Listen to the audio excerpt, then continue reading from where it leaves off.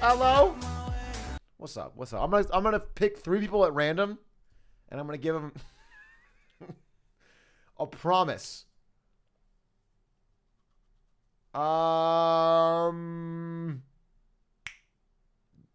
Jakey 4456. You get the first promise. Tell you what. We'll negotiate. Jake 4456. You got picked randomly. What do you want? What do you want in this world? All right? And then we'll negotiate from there. It's going to be not only helpful for you, but for me to practice negotiation. Okay? What do you want, Jake 456? I'm looking you up. You haven't posted at all. Wait, what? I made up a name? Wait, how did I pick your name if you've never posted? Oh, Jakey 456. Jakey. Okay, I thought I fucking found a way out. I thought I was making up fucking names. Jakey 456. All right, you got selected. You said hope y'all doing well. Okay, I am doing well. I'm doing well enough to negotiate here. Tell me what you want. In this entire world, you could say anything. You could say Ferrari. And then we'll negotiate and we'll figure out where we meet. We'll meet in the middle. Jake, you got to pick quickly, though. I got to pick someone else. How about I pick someone else, too? I'll pick a sub. Oh, Inalap. You get the latest sub. Inalope 18. 21 months. Thanks for the goofy and wacky 21 months, big A. Is that how you see my stream? Goofy and wacky? That sounds like a Nickelodeon show. This is a serious stream with serious discussions. Okay, it's not goofy. It's not wacky. If anything, it's intellectual. It's stimulating.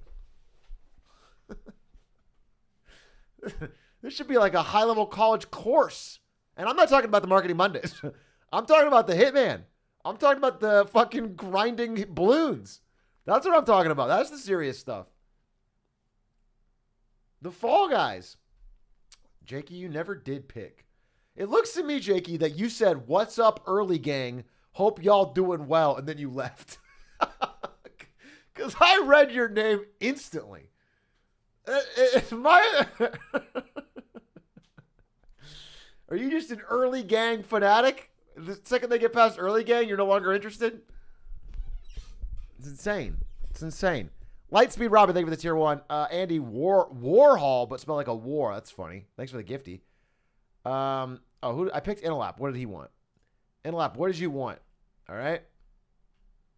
I gave you the world. I said, pick anything in this world that you want that I can possibly get. User. Fuck, dude. I fucking can't find you anymore. Somebody add him, and then I could tag him. Oh, there he is. Whoa, so much pressure, he said. Okay. Well.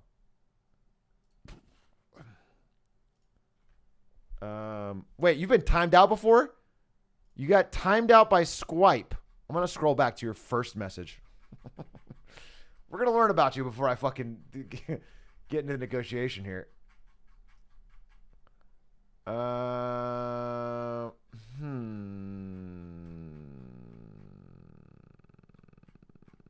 You have a lot of messages. A lot of messages. What did you say? You said...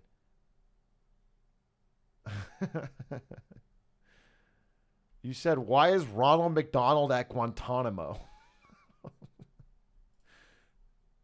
All right. Okay. I don't know the context. This is months ago. Shukel TV, thank you for the 5 months. I'm desk warming in Japan, watching this muted on my phone.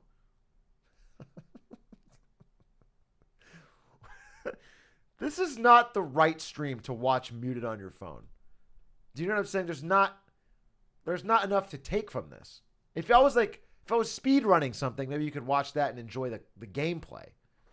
It just doesn't make sense. It doesn't track nor add up. Pink Rubber Ducky, thank you for the Prime. Yeti, thank you for the 27 months. Big Yeti fans here. Raise a glass to freedom. Something they can never take away. This is true art without audio. And this is for the people that can't hear. I don't mean it. I don't mean it, but if you can't hear me, you don't know that. You know what I'm saying? I will sub if you give me $3,000. All right, sub first. Sub first. $3,000 for a sub? Yeah, for sure. Just drop that sub. Drop the sub and we'll negotiate, my friend. Let's get my negotiating goggles on. I call them goggles. Who am I? Interlope never picked anything. He just said, haha, oh God, so much pressure. And then I'm offering chatters free anything in the world, and not one person has been able to pick something. It's insane. 2 dropouts. All right, I pick Elijah. Elijah 5. Anything in the world, what do you want? We're going to negotiate about it.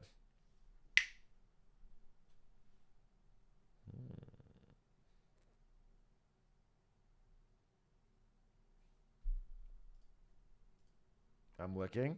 Can I get an invite to the wedding? No. Negotiation over. Who's next?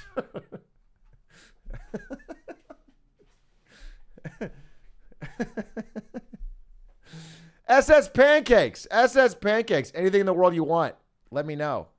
What do you want? I'll make it happen for you. After a quick negotiation. Smiggly, think of the 10 months. What do you want? You want $20,000? Okay. I like your moxie. Aim reasonable. $20,000? Got to be pocket change to a man planning a wedding. Tell you what. We'll meet in the middle, and I'll give you a thumbs up.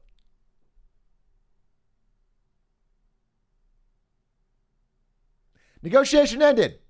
Another one. Literally deals done. I'm making big deals today. Okay, how else do I want to... How about Angelology. Angelology, what do you want in this world? You only have 7 messages. Wait. Angelology, you've been subbed for 2 months. You have 7 messages. 4 of them are win Atrioc's money. You just spammed it 4 times. And the other 3 are me right now. You have been here for 2 months, and you've only shown up when there's a chance to win something. And I like your moxie. And your and your request is to change my middle name to Glizzy Hands. Despite the fact that you've never participated in chat before, you are aware of the Glizzy Hands meme. And if you could choose any one thing on earth, it would be to change my middle name to Glizzy Hands. Tell you what. Negotiation, we'll meet in the middle. How about I don't legally change it, but no matter what I do, people still call me GH in this fucking chat for all time. Deal. Negotiation done.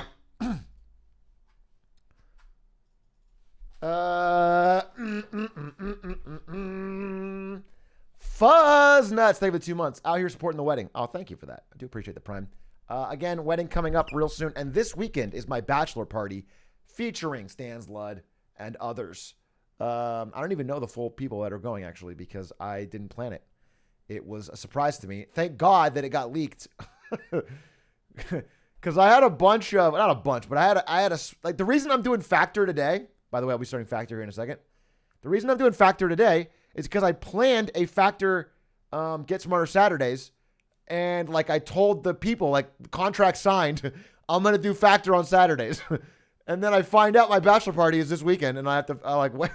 If I didn't find that out early, I would have just voided the contract. So we'll be doing Get Smarter Thursdays today, which is even better, you know, because you get smarter earlier in the week. Usually, if you're like me, you start out each week kind of intelligent, and then as the week goes on, all your brain cells die. It's kind of like the birth life cycle of a cicada or something. You know, it's like they're reborn on Monday and then they just all die over the week. And so Saturday is our only chance to rejuvenate. But if you do it on Thursday, you still have some of your brain cells left to actually ingest some of the knowledge. And Darrow TFT, they for the 4 months. You're streaming the bachelor party, right? No, I am not streaming the bachelor party. It's not going to be fucking... Did I? That's funny. I think I can say this is no problem. I was on a work call today with some marketing people in all over Asia. They're in offices in Japan, Korea, China, and they were congratulating me on my upcoming wedding. And this one guy I was talking to from China, he was like, "Yeah, we don't have bachelor." I told him I had a bachelor party this weekend. And he's like, we don't have bachelor parties in China. Like, it's not a cultural tradition that's normal there. But he's like, I've seen movies. Like, I've seen American movies. You're gonna have a crazy time.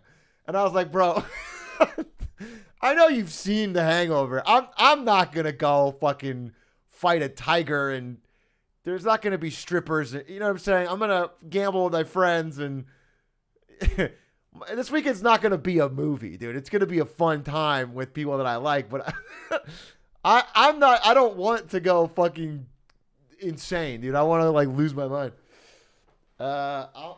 Wink, wink. Yeah. That's what they thought at the start of The Hangover. Okay. If it ends up being The Hangover, I'll let you know. I will let you guys know. We'll have good stories on Monday. I think what it's going to be more like is that we're going to blow all the money that we wanted to gamble on the first night, and then I don't know. We're gonna hang out and make jokes and do something, but I don't think it's gonna be a fucking insane fucking frat guy type bachelor party. What was I saying before that? Han Senyo, thank you for the prime. Dunga Bunga, thank you for 16 months. Will Ari be doing the Pop-a-thon this weekend? The question is so difficult to answer because it implies a world where the Pop-a-thon is a regular thing, an every weekend thing, that if I were to take a break from it, I would need to find a replacement. It was that important.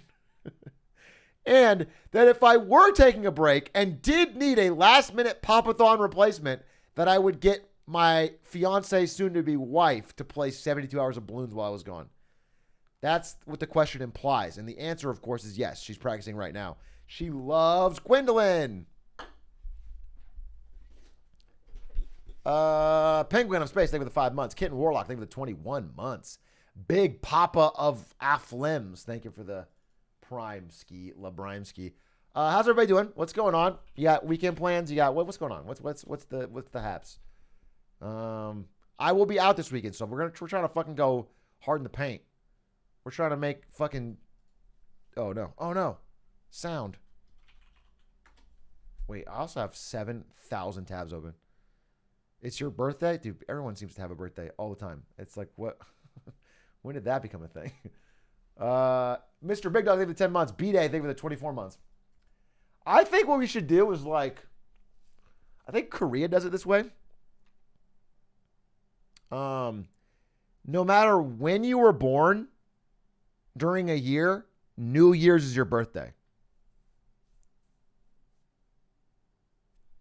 Think about that. Or January 1st. They stopped doing that? That means it's available to take. They don't have dibs anymore. I think that's a terrible idea. Well, hear me out. Fuck you. Touche, huh? Touche. You see, I could have been a lawyer in a different life. No, I mean, because it'd be fun, right? Because then everyone would have just a big fucking super day. Everyone would have the fucking wildest birthday. It would be like parades in the street. It would be the birthday.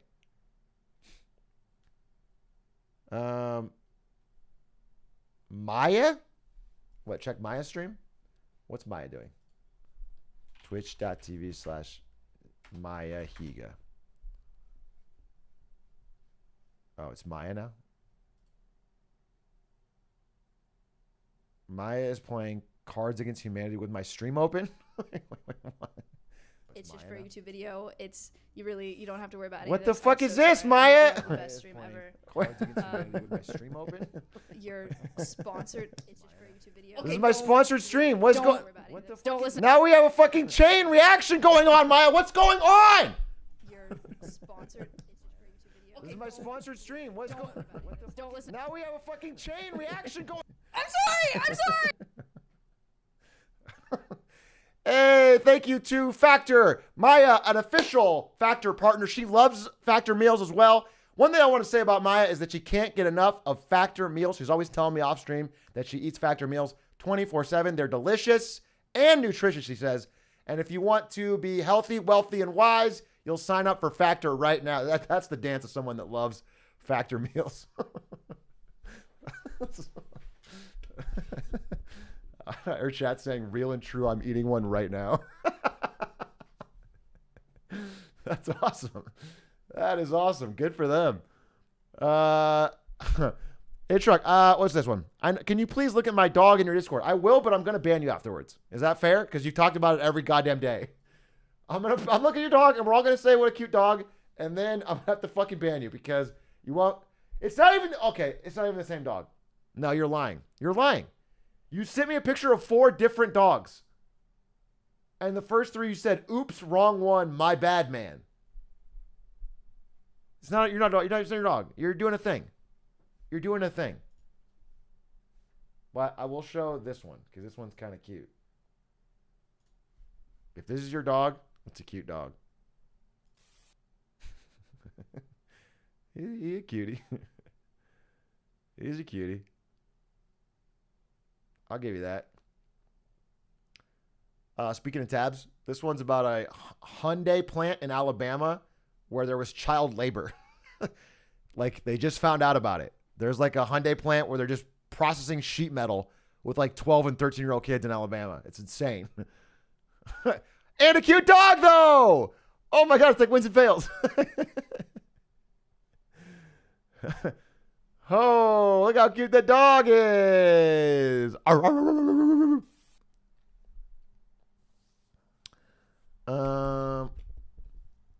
Thoughts on the latest TFT patch? What you asking me for? Literally. There's probably 4,000 streamers playing TFT right now, playing the patch. There's probably somebody who lives and breathes TFT. And you go in there and be like, hey, thoughts on the patch? And they'd be like, agrees, okays. I don't know, it's fine. Gotta hear the Atrioc take. It's good. I enjoy. I play with stands only, so.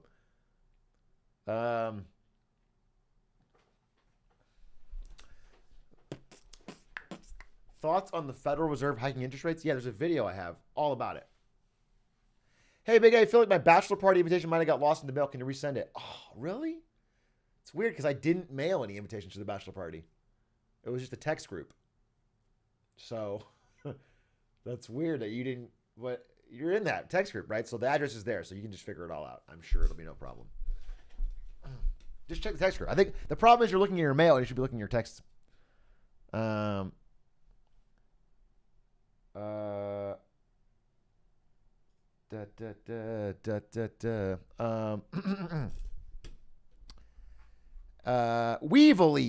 thank you for the 17 months. Hey, Big A, we're going to get back to the bread and butter Dota streams. Isn't it crazy how this stream was originally a pure Dota broadcast?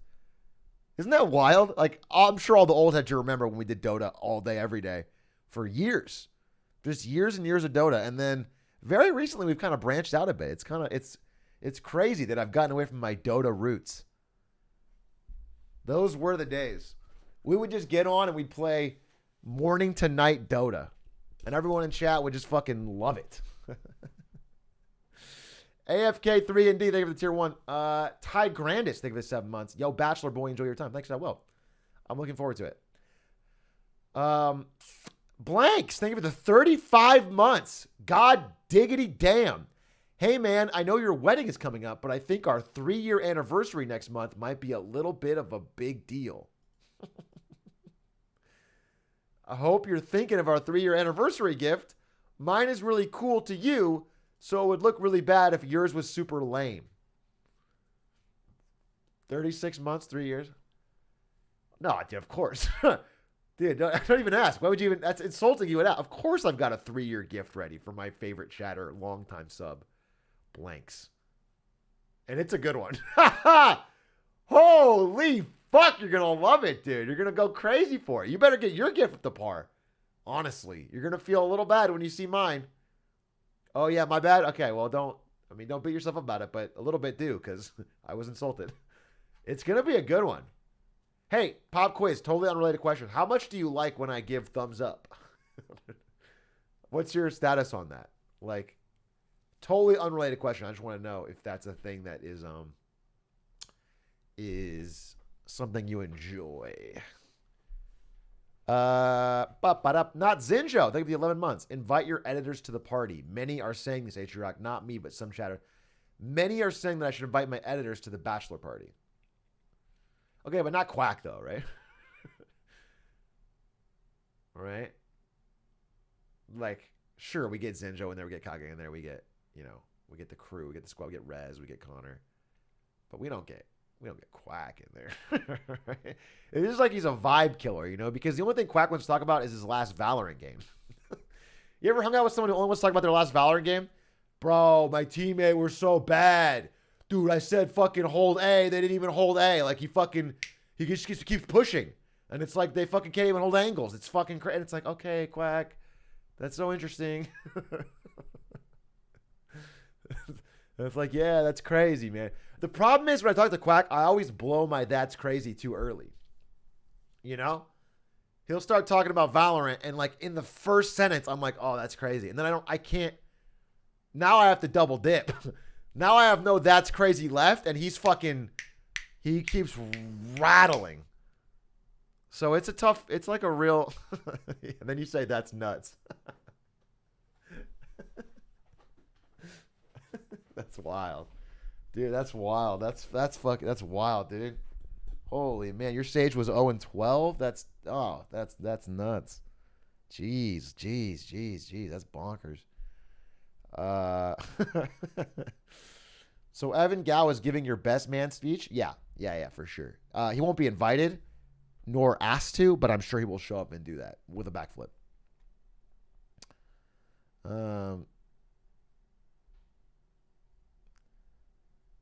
Hey, Atrioc, just here to thank you for your content.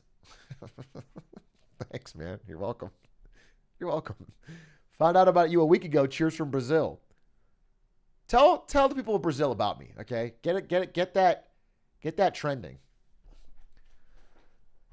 No, thank you. That's actually very sweet of you. Thank you. Very kind. Parks B, thank you for the 5 months. Cool Nerd, thank you for the 2. Hide one bush. Hey, Big A, 3 months of being your sub. Going to be a freshman in ASU in about 2 weeks. Any tips? I can't say that I'm necessarily the expert at doing a good 4 years at ASU. I can't, in good conscience, say that I am the one to give you that advice. I can tell you can do what I didn't do. The first thing I tell you is actually I had a really good freshman year at ASU. I had social activations. I made a bunch of friends. I went to events and parties and started a club, and it was fun. And then at the summer break after freshman year, I got into a little game called League of Legends. And so really freshman year is the only time I did anything in college. Sophomore, junior, senior was a little bit more focused on the grind. A little bit more focused on the... So I don't know. I would just say don't play League. If that's the best advice I can give, don't play League. The cool thing about ASU, like the best thing ASU has over other schools is number one, the weather's always hot, so people are outside a lot. And then number two, it's one of the biggest schools in the fucking world. So no matter what interest you have, you could be super interested in like, I don't know, fucking furry Quidditch. You want to play Quidditch but dress as a furry. If that's what you want to do, there's a club for it. I swear to God.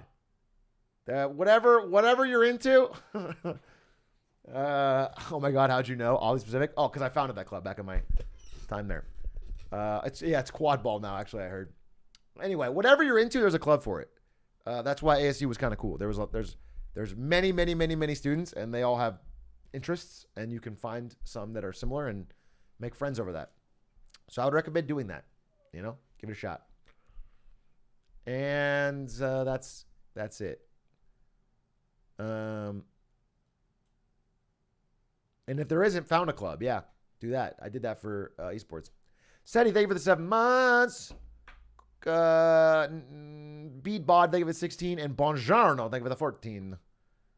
I met most of my good friends through ASU esports, directly or indirectly, and it's weird to think Atrioc is responsible for that. Ha! I am. Ha! Ha! I did. I founded the club, and now you have friends. Ha! You could have no friends, but now you have friends, and it's thanks to me. Take that to the grave.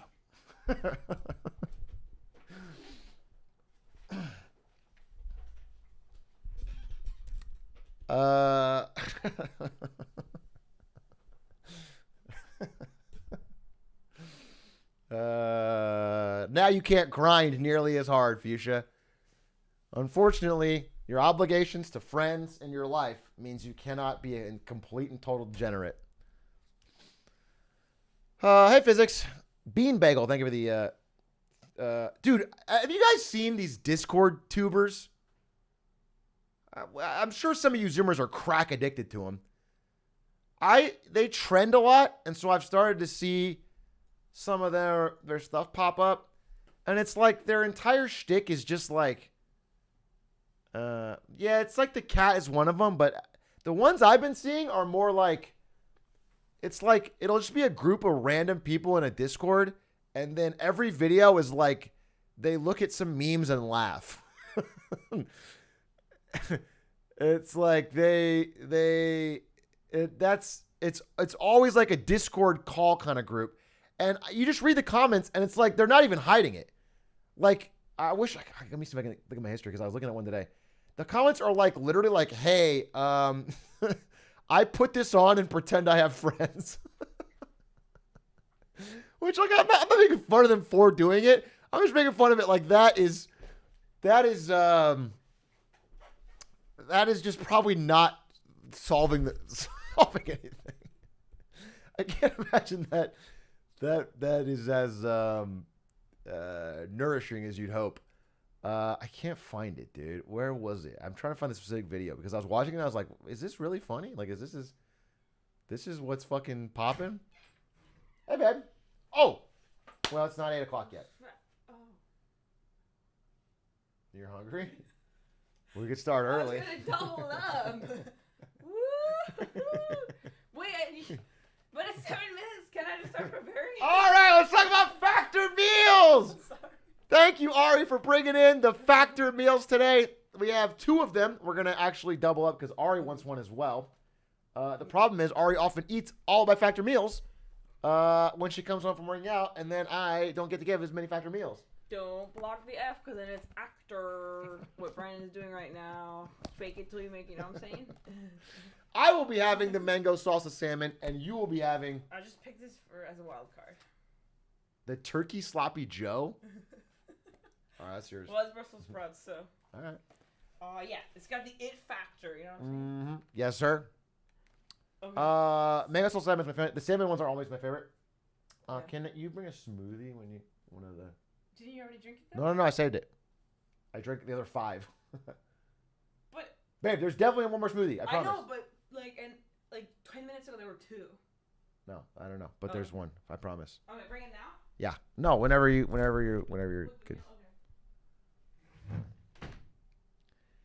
Your brain is so rotted you thought Factor sponsored Mango and gave him a meal.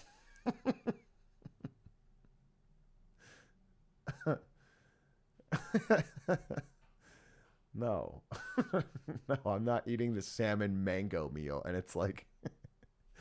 Yeah, I'll talk about it in a second. Anyway, shouts to Factor. They've been a constant supporter of the stream. I super appreciate it. And I eat them literally every day. Factor rules. Actually, think I want to... Can I say this, or is this going to hurt? I don't know. I feel like I can say this. It should be fine. I want you guys to know that they don't talk about it, but but the Mogul Moves House also eats Factor, but they don't talk about it because they haven't got a sponsor yet. So, but they eat it. It's fucking good. Like I was just there and the fridge has them and they eat them. So like it's literally good. It's actually I legitimately stand by this product. Like it's actually good. It's like that for what it is. I'll be real. For a microwavable meal, and I've had a bunch because I'm lazy. I just want an easy to make meal that's not going to be so unhealthy. Factor, the reason I like it, and I've tried every single one, and I've ordered it from every different location, and I use a service called Sprig. I can talk about them because they're defunct. Back when I lived in San Francisco proper, I would order Sprig every day until eventually they made me the quote-unquote Sprig hero.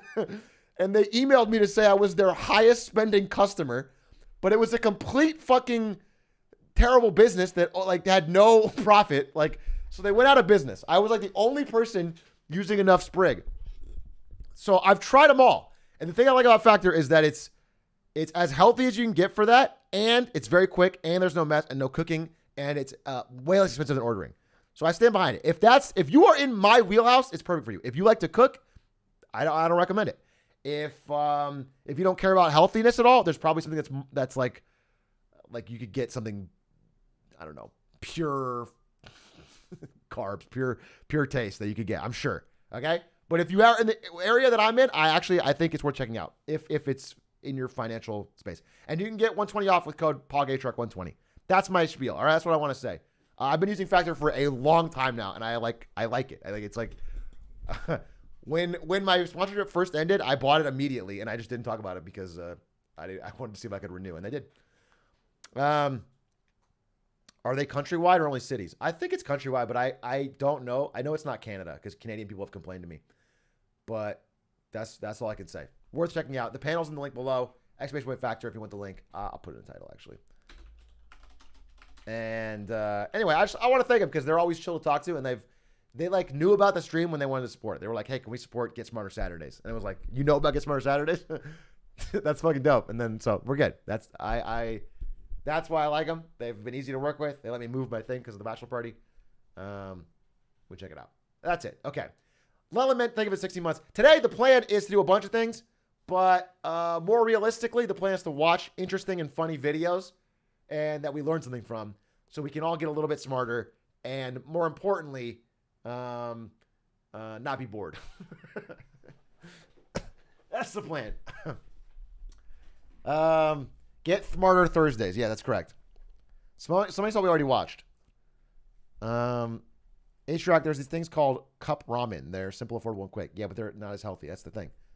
I've done cup ramen as well, but I feel like if I ate cup ramen as often as I ate Factor, I would be very, very, very fucking filling my body with sodium and grease. So I'm trying to have a vegetable now and then. Have you heard of Lunchables? I've heard of Lunchables. I don't think I would eat a Lunchable every day as an adult. Also, the thing about Lunchables is, when I was a kid, I really liked Lunchables until one day I had a piece of ham that was so slimy that even as a non-discerning child, I felt grossed out, and I never really wanted.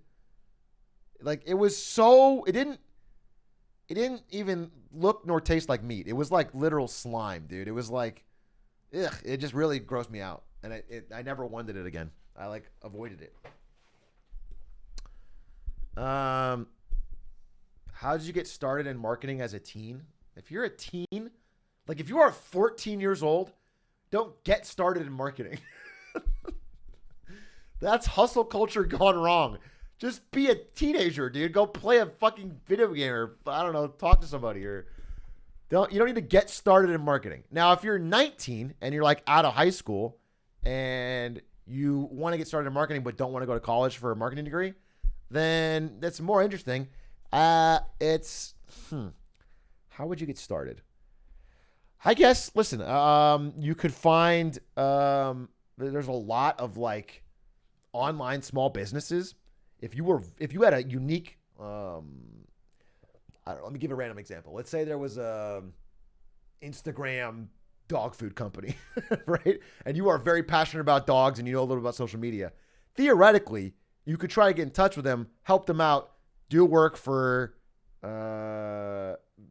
That's a way. I mean, I think social media is a way because. Oh, here's a great example. If you're 18 and you are extra good at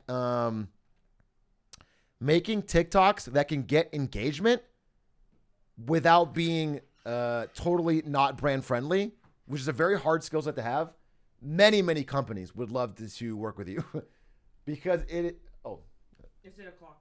Factor smoothie, Careful. mango salmon. Sheesh.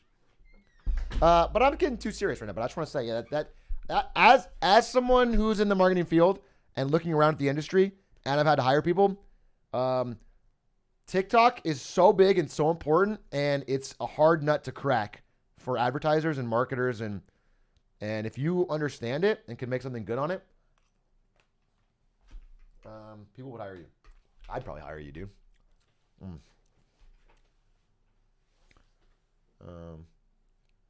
Can you tell Factor to make a pad thai option?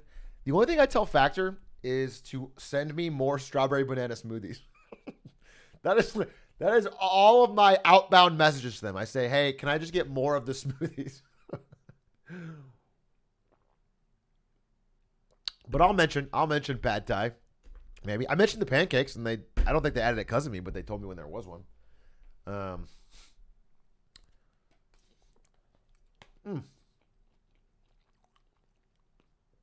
I have 4 TikTok followers hire me. I don't think necessarily that a good TikTok marketer would have a ton of TikTok followers, right? I don't think like if you gave the wheels to the Nike account to like Charlie D'Amelio and she couldn't use herself in the ad that she would be. You know what I'm saying? It's not about follower count. I think it's about like if you could. It can't hurt. I'm just saying. I think on TikTok, big follower counts come from having a personality people like, or something that's like physically appealing. That's what that. But that doesn't mean you could not run a brand account. People I think are great at this. If you guys have ever seen the Xbox TikTok, I think the Xbox TikTok is amazing. I think it's like the perfect blend of like, it's still corporate. Like it's not so wild that someone would get fired. But it's like not so boring or bland that it gets no engagement. Like it's fun. They have fun questions. They have fun videos. They don't do boring shit. And they're doing like if you look at it right now, I'll just show you. I've looked at this myself. Look at the TikTok for Xbox versus the one for PlayStation.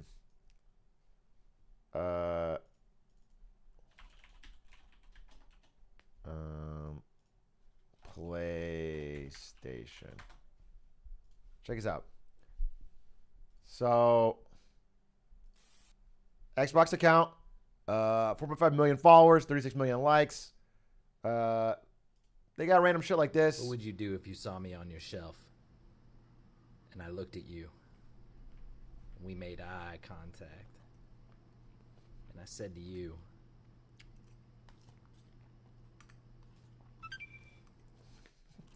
what would you do if you saw me on your shelf?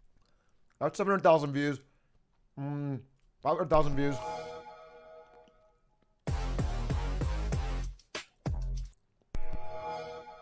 Fun nostalgia stuff. They have a variety of different faces and people, and this one's. I'm pleased to share we will be working together to create. They respond to the post. I mean, it's just a good account, right? And PlayStation account is like they clearly just hired one person, which is this woman right here. And maybe she's good at it or not, but she has to do everything herself, and it clearly shows. So they're just, I don't know. It's like, it's a lot less of, this one's pretty good.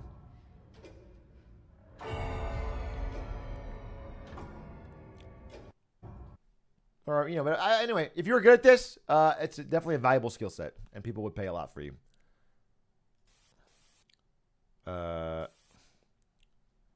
Microsoft is the U.S. company, so maybe they understand U.S. culture more. TikTok is not just a U.S.-based app. TikTok is a global app that is like the most used app in fucking every country. But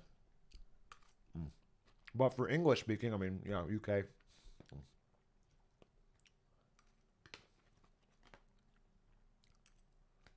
Big A, have you seen The Rehearsal with Nathan Fielder? I have not. Is it good? I think he's one of the most funny people alive, so I'll definitely check it out, but I haven't seen it yet.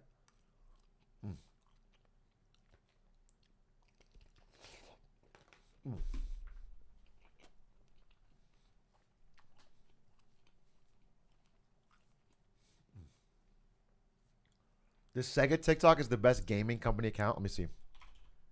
Sega's always been good at social. I mean, Sonic. Sega TikTok.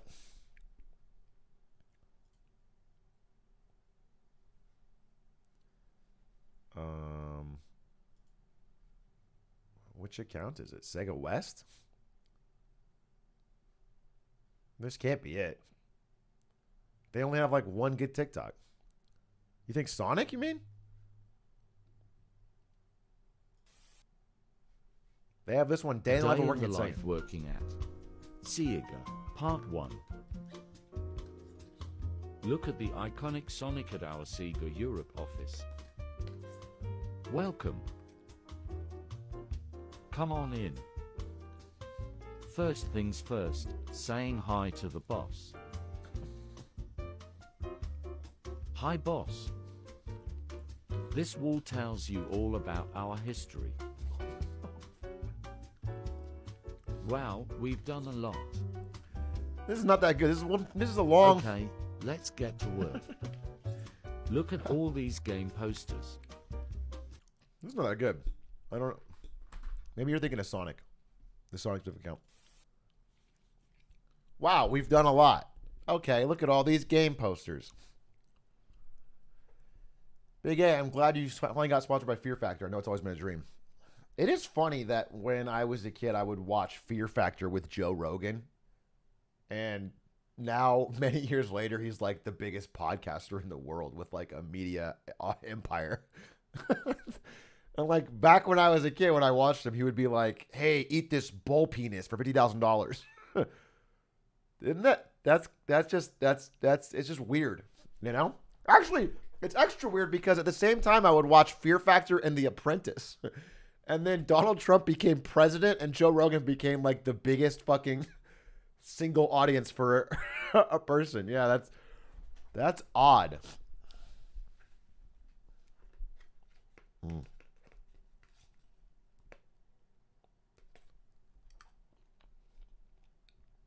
So you're saying you made him? Yeah, that's what I'm saying.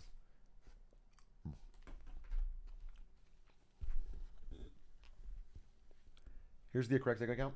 Let's see. How interesting.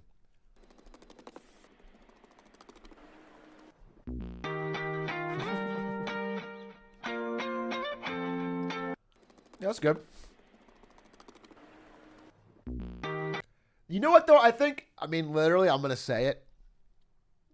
Having a mascot makes this shit easy mode. Pick a company without a mascot and see if they can do it. Fucking Duolingo, they don't even have any ideas. They just put a fucking cute bird in there and say, what? And then it...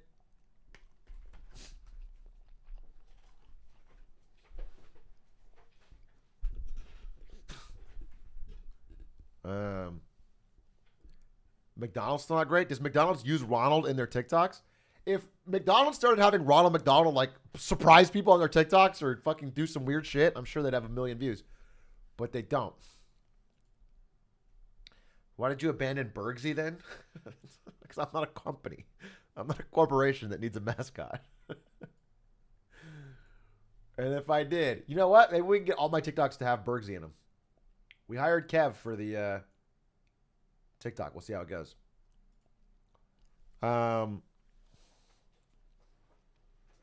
2013 YouTube pranks with Ronald. Why did pranks stop being a thing? Pranks are funny. I feel like I haven't seen pranks on YouTube in a minute. Did they just get boring? Or did people take it too far? Most were cringe? Yeah, I guess. I think what it is, my theory, on all content cycles is that once something becomes popular, not only does everyone copy it and overdo it, but it starts to become fake. Like, you know, the more money there is in having a hit prank video, the more they're going to just fucking script it all and do whatever it takes. So, then you can sort of see through it. I watched a really great video. I'm sure everyone's seen it now because I know Charlie reacted to it, about how all of those building videos, those like what are they called? Like prehistoric building videos are fake. It was a great video.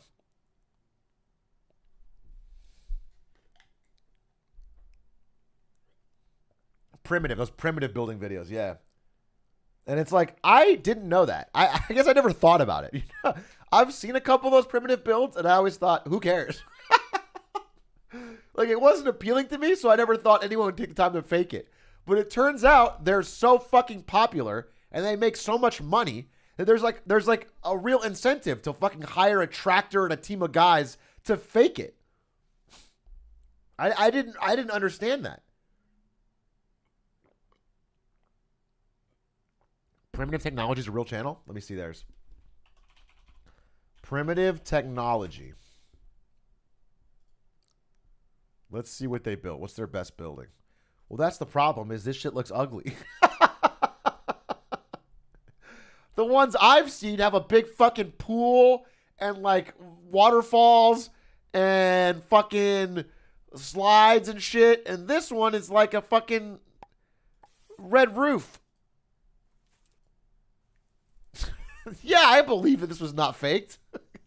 It's a mud hut. Bro, that's not a paradise. This guy's legit. No, I believe it. I believe it's not fake. It has 86 million views. That's fucking sick. It's impressive. But it's not like, I don't know. Maybe they should fake it, bro. Let me see you do it. Okay, I will. All right, I will.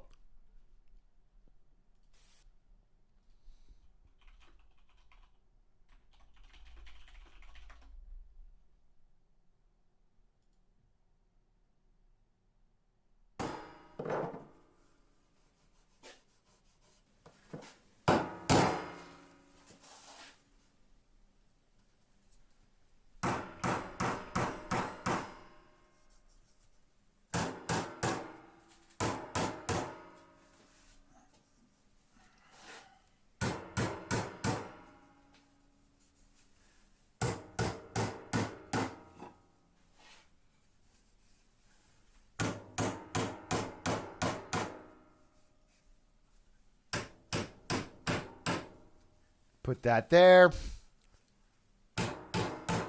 Put that there. And voila!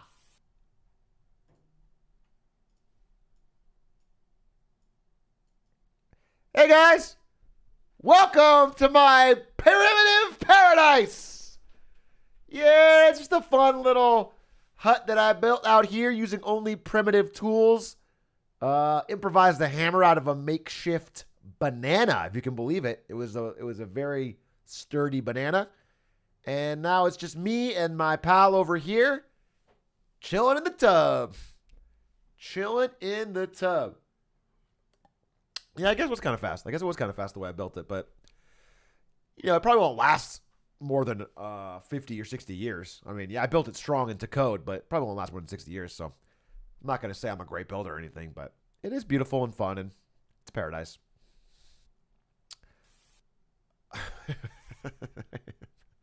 Okay, well, I'm going to go back home now. I'm going to walk because I don't use cars. Primitive Technology. Walking sound. Here, okay, I am walking away now.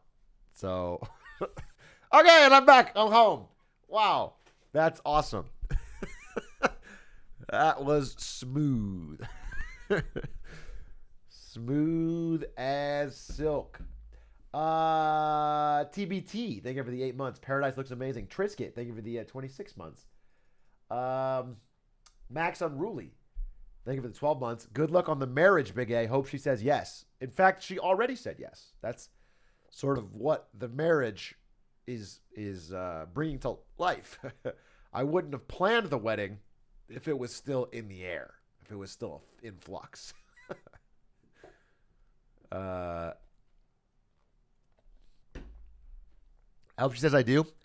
I think she'll say I do. What I'm more worried about is if the priest asks for any objections and then someone hops the fence and says, I object to those glizzy hands. Because we did hire security and I'm going to have someone's fucking death on my conscience. We got Cutie Cinderella's security team. She hooked us up. So, and I did say kill on sight. And I actually gave him a photo of Evan Gal. And I feel like it's going to spoil the mood when they have to. One second. Cutie Team 6. It is. They're literally Cutie Team 6. All right, one second.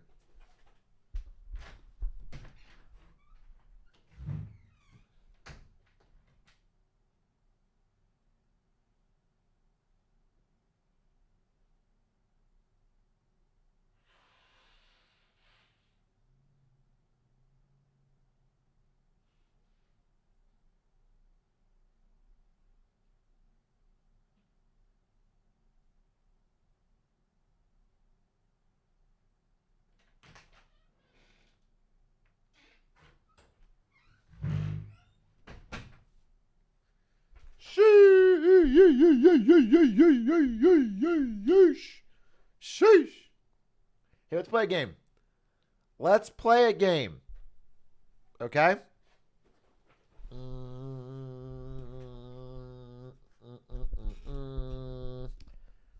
I am going to pick one of you at random.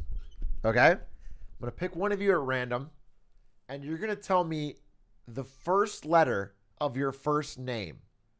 And if I can guess it,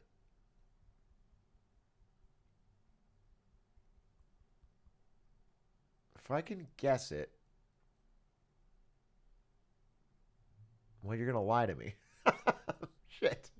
I didn't think this through. You're going to lie to me. You just won't tell me the truth. So I won't. You have to sub or something, and then I was going to give you a sub but it doesn't, you'll lie. You have no incentive to tell me the truth. All right, here we'll try it now. Terra Nordis. Terra Nordis. Where's your, fuck, I lost your name. Terra Nordis spam. Say something so I can find you.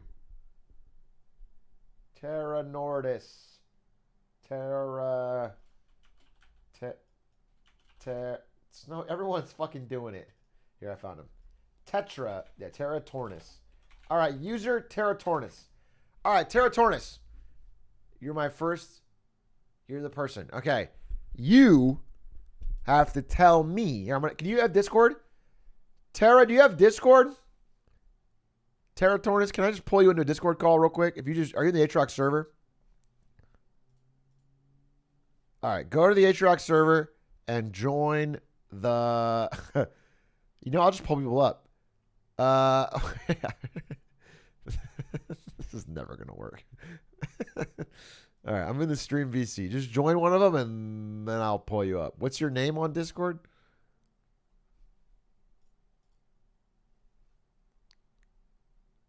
Now everyone's joining. This is never gonna work. All right, I'm gonna pull up this guy. All right. I'm going to pull up this guy. I'll pull up. Okay. I'm going to. All right. I'm pulling up a guy named Abe BB. All right. And we're going to test to see if people are truth tellers around here. Hello, Abe. Hello. Hi, you've been called up to be the first contestant on a brand new, hilarious game show, okay? And all you have to do is tell me what the first letter of your first name is. Wait, I have to tell you? I thought you were guessing. No. You tell me the first letter of your first name, and then I have to guess the full name. It's A. It's A, huh? Yes, it's A. It's A, and your username is Abe. True. Yes. So if I were to use my deductive reasoning, You're never gonna guess this, by the way. He's trying to throw me off. He's trying to throw me off. I'm gonna guess. Ooh, I guess it could be. I'm gonna guess Abraham. How many guesses? Abraham. Okay, you're wrong. You're wrong. Okay, I get one more guess. Okay. Your game There's not that many more, right? is Abel. What? No. Oh. I'm Cain, baby. No, just kidding. Okay. Last guess. Your name. Wait. I want to give you a hint. Okay. Sure. It's Abraham before. Abraham before? What is that? Yeah, this is a Bible reference. I was raised ultra religious, so testing your Bible knowledge. Abram? Is it Abram? Yeah. Abram! Oh, we win! That means you do owe me $1,000. Welcome to the show. Thank you, Abe. Thank you. I already gave you my sub. What more do you want? I want $195. That's it, Abram. I did not agree to any of Listen, this. Abram, as a friend, and we are friends, we know each other's first names. Right, wait. You For a would be wedding crazy. Yeah, I'll see you there. I object to those glizzy hands. It's coming from Okay, you. I have to kick you out of this. When I disconnected him, does it boot him from the server? I didn't want to do that. It wasn't a good one, Chad. That wasn't a good one. He said what I said. He just repeated the same thing I said would be a bad idea 5 minutes ago, and then you guys all said good one. Something about this game show is perfect, and something about it is flawed. I can't figure out if there's a flaw here, but we did get the win, and that is huge. There's a lot of people in this Discord. What else could I do? What if I pull up random chatters? Okay, that's what I'll do. I'm going to pull up random chatters, and I'm going to ask them a trivia question, and if they get it right, I'll give them something. Okay? But I need a trivia question that they can't just Google. And they will. They will do that. And if there's one thing you've learned from my stream is that I hate when people cheat on online stream-based trivia. I hate it. I have a zero tolerance policy on stream-based trivia cheating.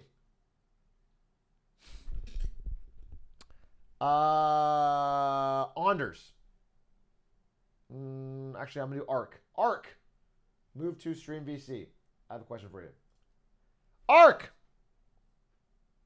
Hello. I like your profile picture. You're muted. Arc. Any chance you're thinking about unmuting? No. Okay. All right. Thank you. Okay, he just left.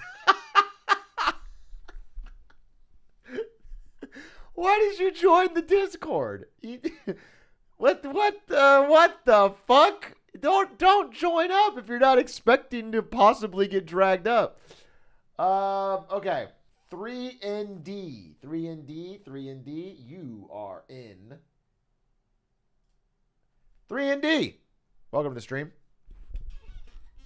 Pleasure to have you on here. 3ND. Would love to hear you left. Fucking goddamn it.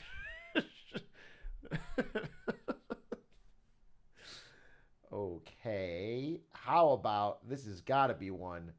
Let's get Blocky. Blocky. Welcome. Blocky. Yo. Yo, what's up, Blocky? Good to have you here. I got a simple question for you, but you cannot Google it. Can I get a scout? You fucking left. He fucking said yo and left. What the fuck is going? I'm offering money for a simple trivia question. This is my last attempt. All right. This is going to be Kawatora. Kawatora, I'm pulling you up. Kawatora, your profile picture is a sad Pepe. I'm worried that you're not going to stick around. But I would love to be wrong. Kawatora, would you like to unmute and answer a simple trivia question for the chance at some money? Hello? Hello! Hello! It's great to... Hello, Big A. Thank you. Yes, hello. Hello, Kawatora. Am I saying that right? Yeah, close enough. Okay, cool. Do you want to answer a trivia question for some money? Of course. I thought he left. I was about to freak the fuck out. Okay, great. I'm so happy to have you. All right, here it is. Now we're going to have 30-second timer, and you get no Googling. I need a scout's honor on no searching or Googling.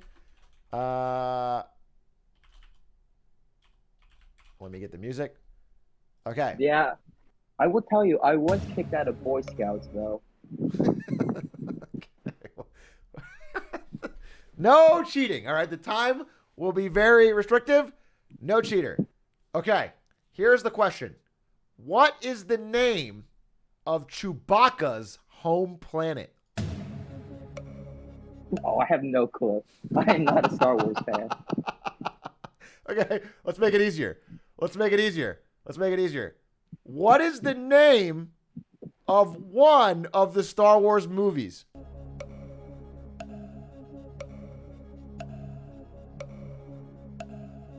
He's Googling. Can I just say, like, episode 1? Isn't that technically the name? Get the fuck out of here. Get the fuck out of here.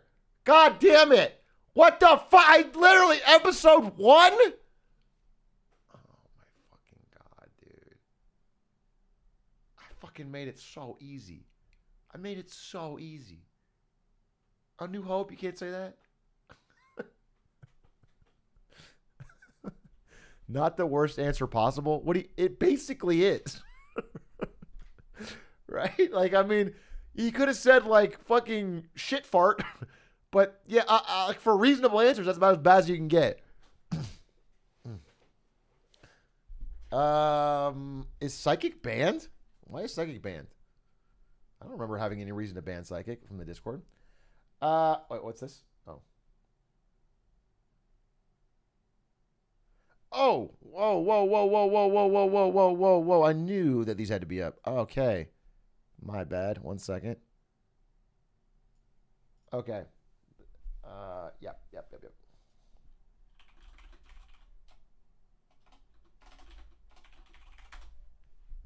Factor! Shout out to Factor. Thank you again. You remember code POG Atrioc 120 for $120 off your first 5 boxes of delicious Factor meals. And sublords. Thanks again to Factor for supporting the stream and the content. Largest mailman, thank you for the 5 months. Small, thank you for the 9 months. Atrioc, I got engaged a couple months ago. I need bachelor party ideas. I mean, I'm going Vegas, right? So I don't have any wild ideas. I'm doing classic Vegas bachelor party. You could, if you're adventurous, you could do like a skydiving. Could be fun. Is the game over? Yeah, the game sucked. We're gonna watch Get Smarter. The game. You guys couldn't answer fucking a Star Wars question. One more? All right, I'll do one more. This one's only for Factor, though. Okay. Let's see. All right. Coins, you're up. Coins, what's up? Welcome to the stream. You are the last guest that this show concept will ever have. Okay. Okay, so this is a real big opportunity for you. I want to put $50 on the line if you can answer. this question. All right? Let me see here. The only thing is, I need you to Scout's honor, not to Google. All right, I'm an Eagle Scout. Scout's honor, no Google. Okay. All right, great. Then it should be really simple. I'm going to ask you to name. Wait, do you live in America? Yeah. All right. I just need you to know, what's your exact address? No, I'm kidding. Okay. You live in America. All right. Simple question then. I need you to name 2 leaders of countries that aren't from America. Any countries in the world, any people. Current leaders or like leaders of the past? Current leaders. Okay. Vladimir Putin. Okay. What was the other guy from Canada? Or the EU Prime Minister that just got ousted. I'm blanking. I don't know.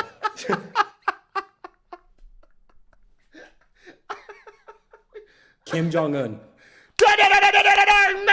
He gets there. He gets there. You picked 2 of the worst people. I don't know why none of our allies were on your list, but we got Putin and we got Kim Jong-un. Congrats! Congrats, King. Please contact Pay the Musician or Quack, one of the 2, probably Pay the Musician, for your $50 payout. American Education wins again. Congrats. Thank you so much. Disconnected. Holy fuck. Vladimir Putin and blanked, dude. That's crazy. That's fucking wild, dude. Yeah, you could have said I would have accepted the Queen. Even though doesn't really count and he wouldn't even have a name, I would have accepted it. Angela Merkel? Yeah, Merkel's gone now. But I probably would have taken Merkel too.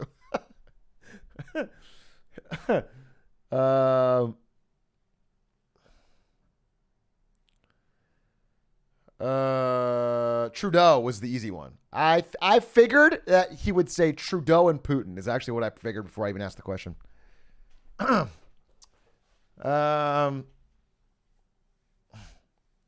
Queen and the King. That would have been gangster, dude. That would have been gangster. That's funny. I mean, this could be a good thing, but I don't have any questions prepared. So I'm spitballing. And I realized that even if they don't Google it, everyone in chat spams the answers instantly. And they're definitely going to have chat open. Nobody is on a stream and doesn't look at chat. Everybody looks at chat. So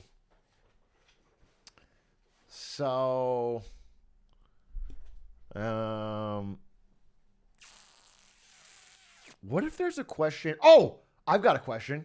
Ha! Perfect. I'm going to pull somebody up. I'm pulling up Atomic BSK. Atomic BSK. Hello. Yo. Yo. How do I say your name? Because I've always seen you in chat, but I never really know how to say it. Yeah, it's Atomic, and then it's just my initials. So I should never say the BSK. Yeah, it's just silent. Got it. Well, all right. Well, guess what? You are actually possibly the final guest on this brand new, amazing show with deep production values. Atomic, I want to ask you, first I need to get a Scout's honor that you're not going to cheat. Oh, hand to God. Okay, hand to God. Good. May he smite you down if you do. Now, here's the question. Now, I'm mixing things up a bit here. I'm going to ask a question that only I could possibly know the answer to. Oh, shit. All right. So let me think here. What is something that only I could know the answer to? All right, simple one. Wait, I gotta say though, this seems a little rigged. Yeah, well, it just finally clicked there. It's there's a little bit of a problem with this setup. Well, it's my game show, so okay, I have a lot of saying it. What is my favorite color? Oof. Simple question. Is it though? Question. Simple question. I'm gonna go with green, seeing that you're wearing it. So I'm gonna say green. You're a monkey. Monkey see monkey. You just see green on the screen. That must be my favorite. The only thing I would ever wear is my favorite color. It's blue. Yes. It's blue. I wear No, blue. honestly, 99%. I'm pretty sure. I was gonna say You're 90% pretty of sure? the population. You're gonna says argue blue. with me? I'm kicking you. No. I'm pretty sure your favorite color is green. No. It's my favorite color. Bro, 90% of my closet is blue. I wear blue 90% every day. Why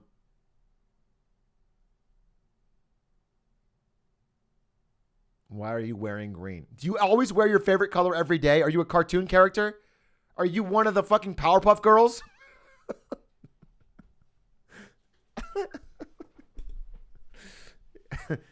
That's crazy. That's shocking to me.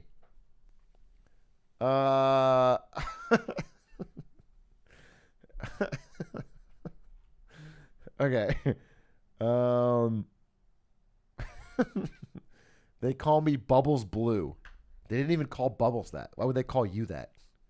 Doesn't make any sense. Nothing you're doing makes any sense. But I tell you what does make sense. The delicious, nutritious meals at Factor. Thank God for Factor.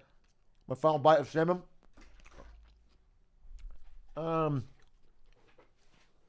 Very extreme. Oh, Kyra, thank you for the gifties.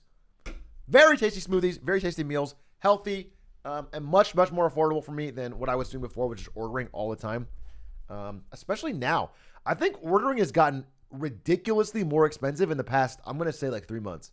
Like of this year, ordering food has gotten out of control, bananas expensive.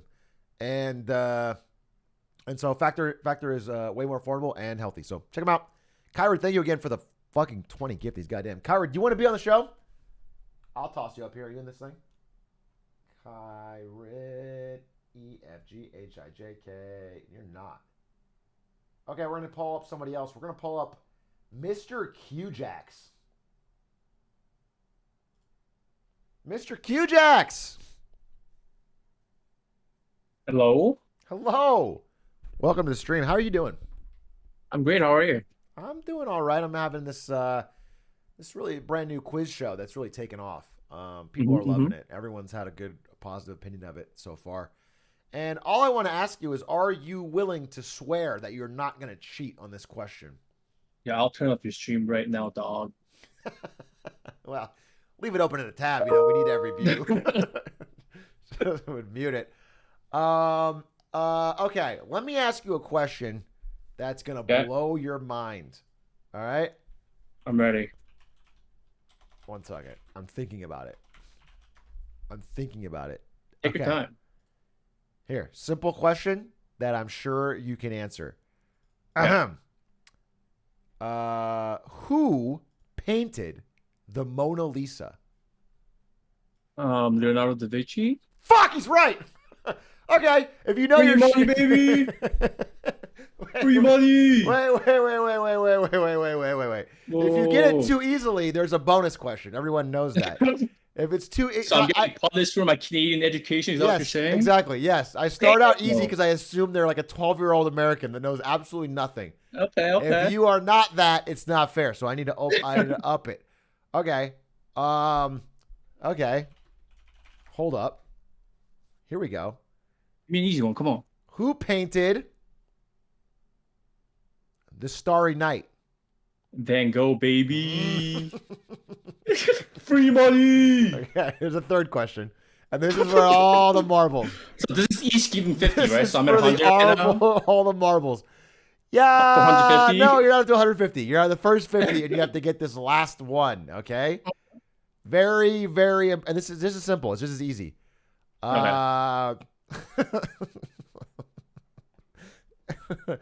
Who painted A Sunday Afternoon on the Island of Le Grand Jatte? All right, let's go. In 1884. Picasso. I don't fucking know. Those are 3 paintings I know. What the Dumb fuck? idiot. Stupid ass. you. Goofy ass. Get out of here, dude. Fucking dumb. I can't believe these guys are so stupid in my chat. Everyone's so fucking brain dead. It's like I fucking find these fucking golden simple questions and they can't even fucking figure them out. It's crazy. It's like absurd. It's like I'm asking you, can you finger paint the color red? And he's like, I don't know. Anyway. Sorry, man. You got to get all 3 questions. Everyone knows that. Who was it? It was, I don't really know, to be honest. George Surratt. Everyone knows that. I scrolled down as far as I could on famous paintings.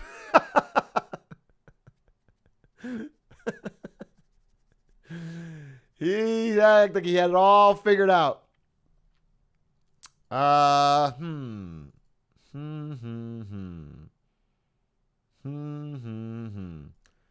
What other question could I ask? Oh.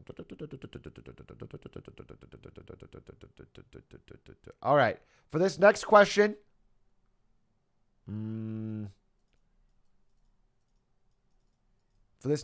I need a non-American. Let me pull up. I'm going to pull up. Let's see who I can pull up.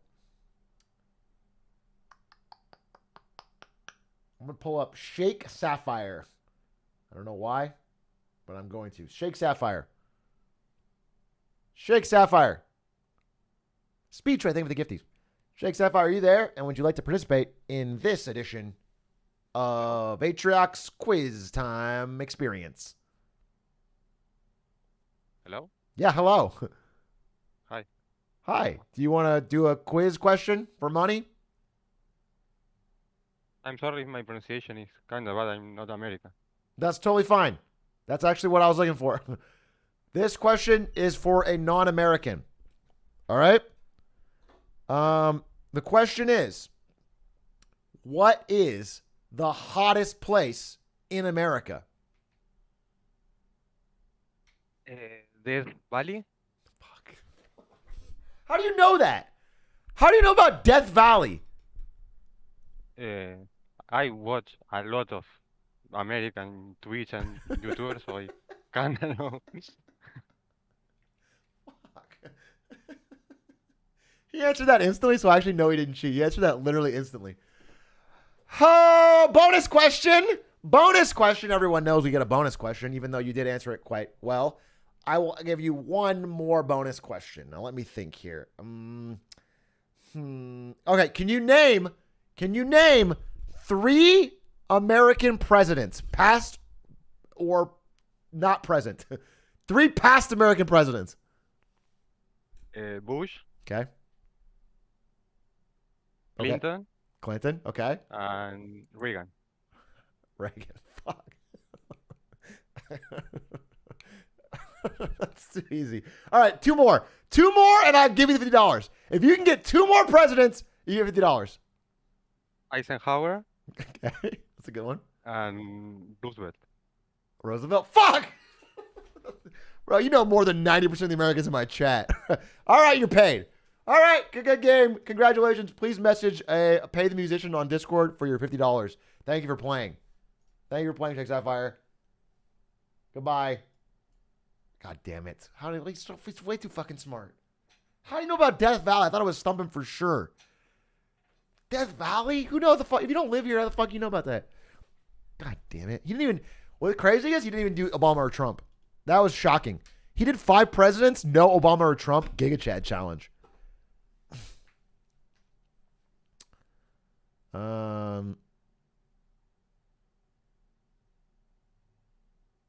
He didn't do Washington or Lincoln either. He pulled out fucking Eisenhower, Roosevelt.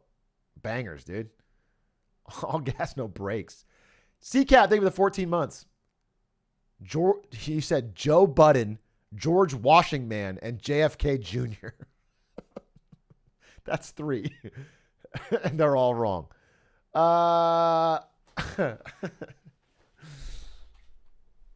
Death Valley is the hottest place in the world?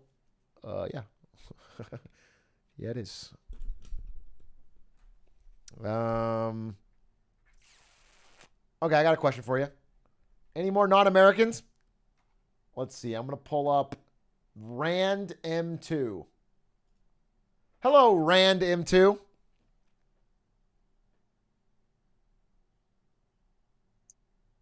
Yo, Yo, how are you doing? I'm doing good. How are you? I'm doing well. I want to ask you, can you promise not to cheat on this following question? Scout's honor. Why'd you say it with a grin? You said it with a smile and a smirk, like you're gonna cheat. I need you to promise me dead seriously you're not gonna cheat. Dead serious. Absolutely dead serious. You're still smirking. You're still pep. I can hear you giggling. No, I'm literally not. I'm literally not. I swear to God. I swear to God.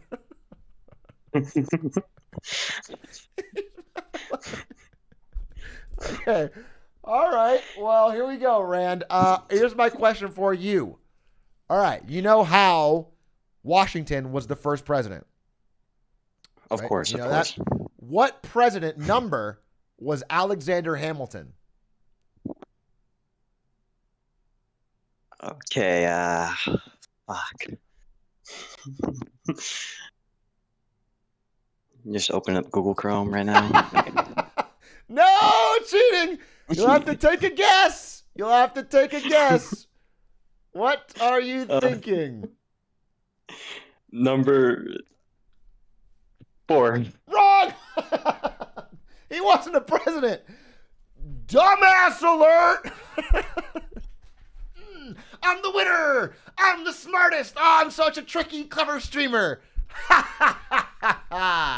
Oh, it's all about me. I got him. You're a child.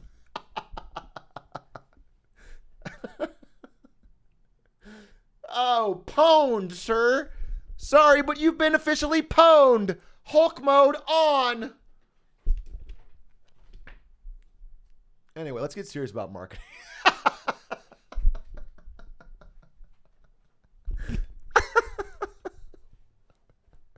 No, seriously though, inflation's a real problem in this country.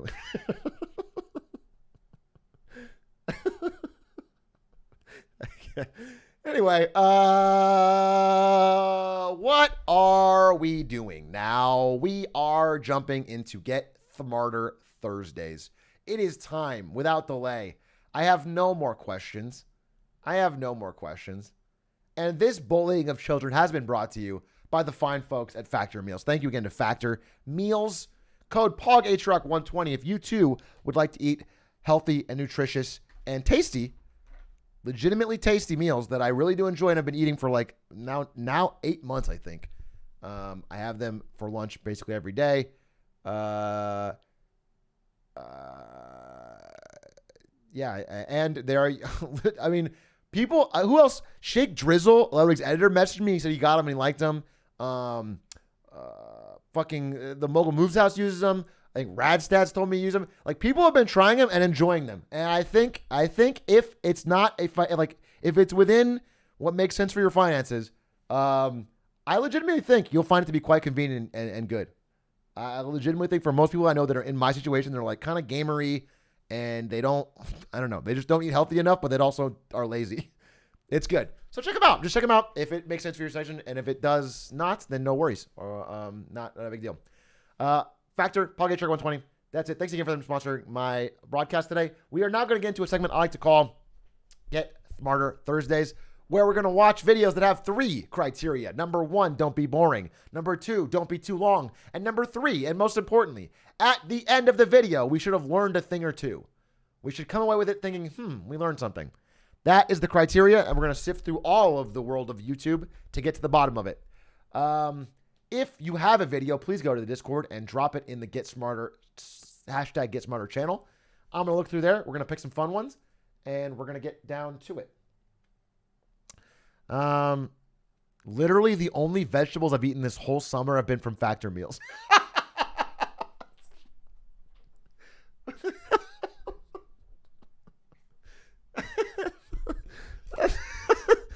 That's a different problem. Like that's not gonna. It's not gonna solve that.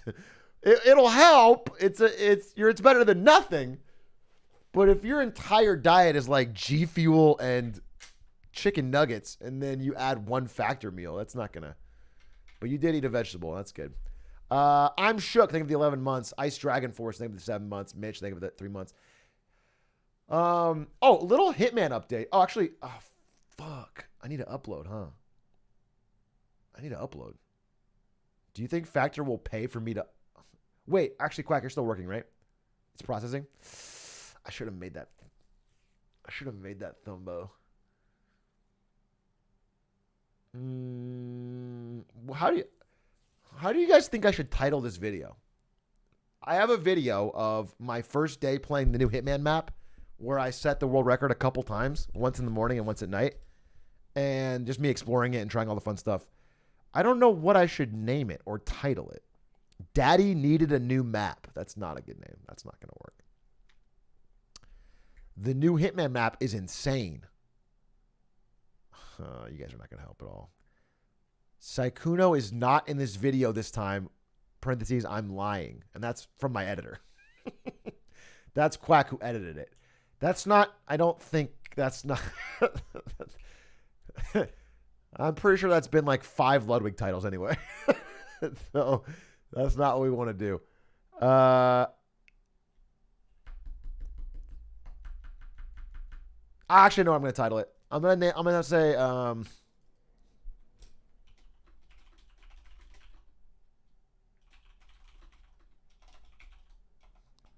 how speedrunners broke Hitman's new map day 1. Oh, how does he do it? But I need to figure out a fucking.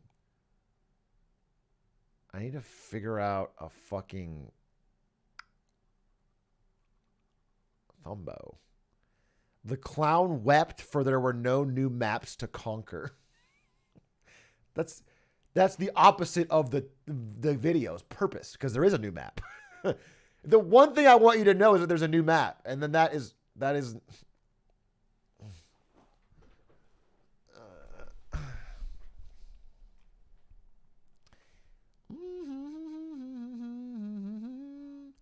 I did record it online, Nick SW, and it will be in the video. Although cheaters have already shown up, unfortunately. If you look at the leaderboards today, there's already cheated records on there.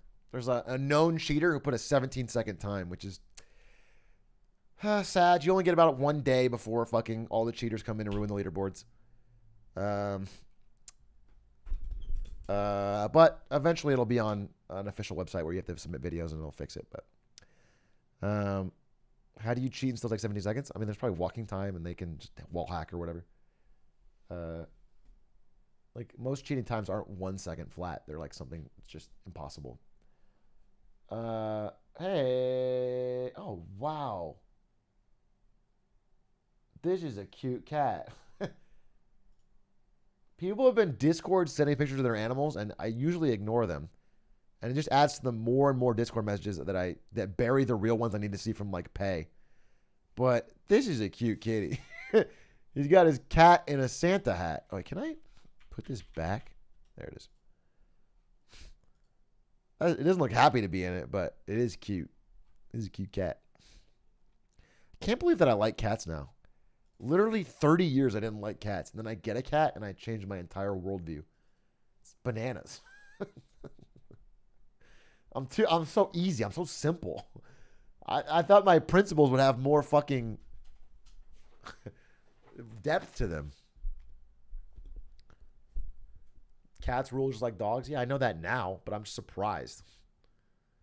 I think I said this before, but it's like when you know, there'll be like a fucking hardcore entrenched like you know, conservative dad type, and then he has daughters, and like he's like, wait a minute. Or like a frat bro grows up and has daughters, and then he's like, wait a minute. Women should be valued and treated right. You know, like, actually, wait a minute. There's something here. That's me with cats, dude. I just thought cats were lame until I actually have one, and now I'm like, they should be. Cats are great.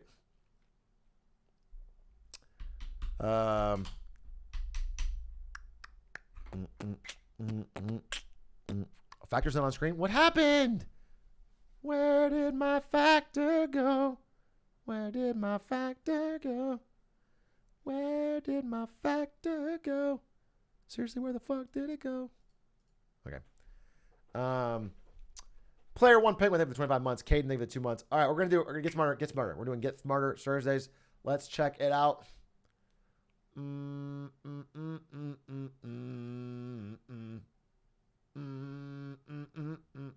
What if this is all a ruse and every single video is factor related? What are you talking about? Yeah, the first video is titled Why Factor Meals Are the Most Delicious on Earth. And it's 58 minutes long, but we're going to watch it and we're going to enjoy it. And then we're going to get into the real stuff. Let me see. I'm sure. Dude, I've been seeing so much interesting things on YouTube that I've been avoiding watching so I can watch it with you guys. And now I need to find it again. Let's see.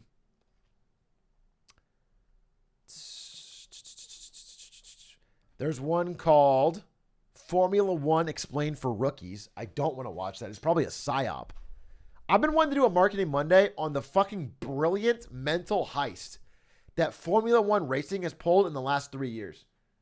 They literally planned and executed an ultimate content marketing campaign to build audience fans in America, and they've done it. They've legitimately done it. They've built an entirely new fan base. It literally worked. It's actually genius, and it's made them a fuck ton of money and an entirely new audience, and they have a more youthful audience, and it just worked so incredibly well. And I definitely want to dive into it. I think it's really fascinating, but not right now. Let's watch.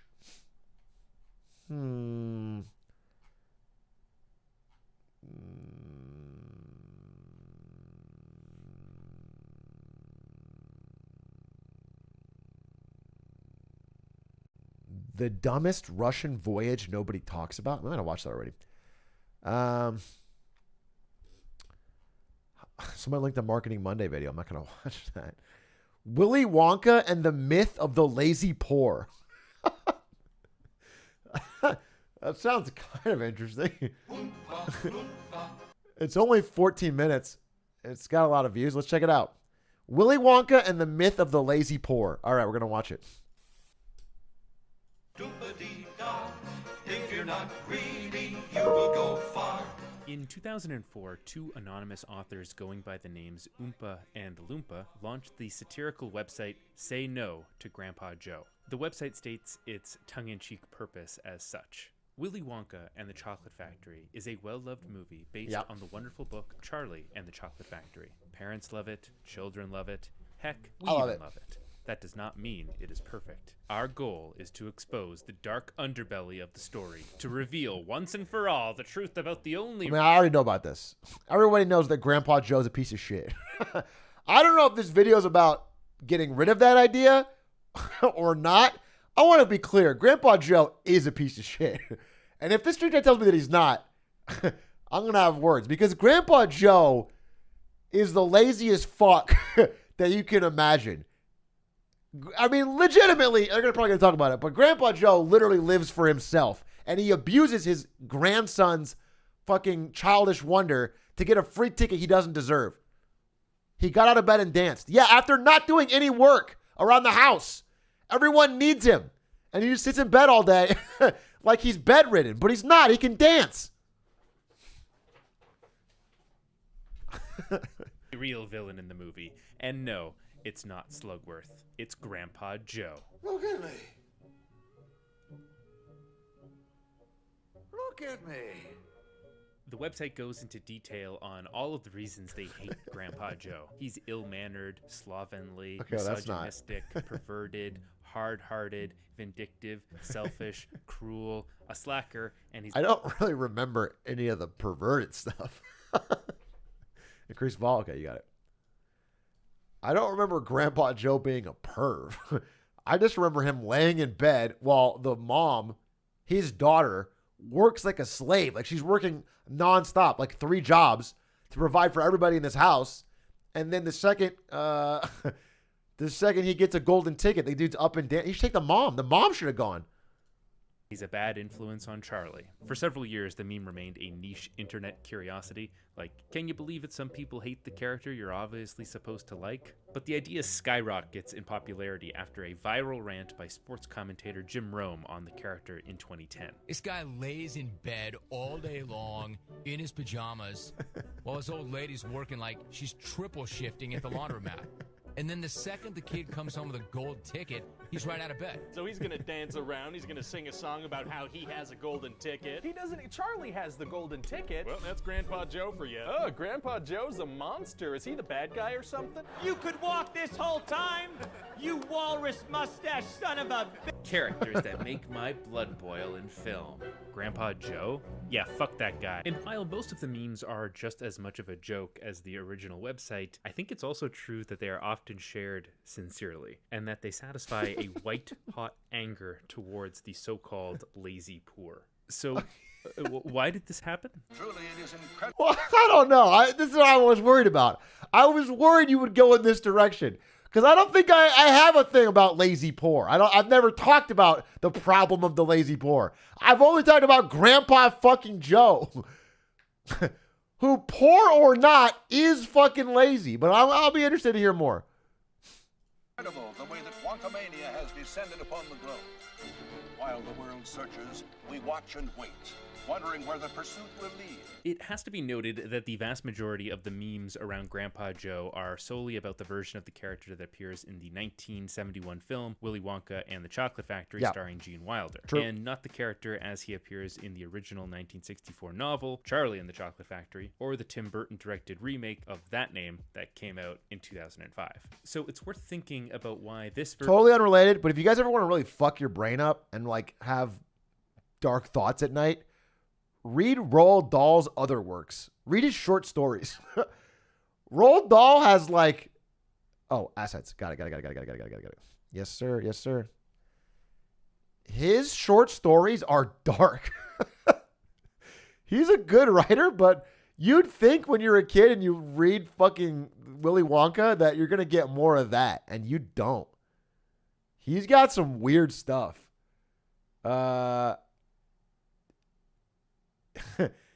The one that really stuck with me, have I told about this? The one about the cruise ship? Have I told this story? There's a cruise ship Roald Dahl story where it's like,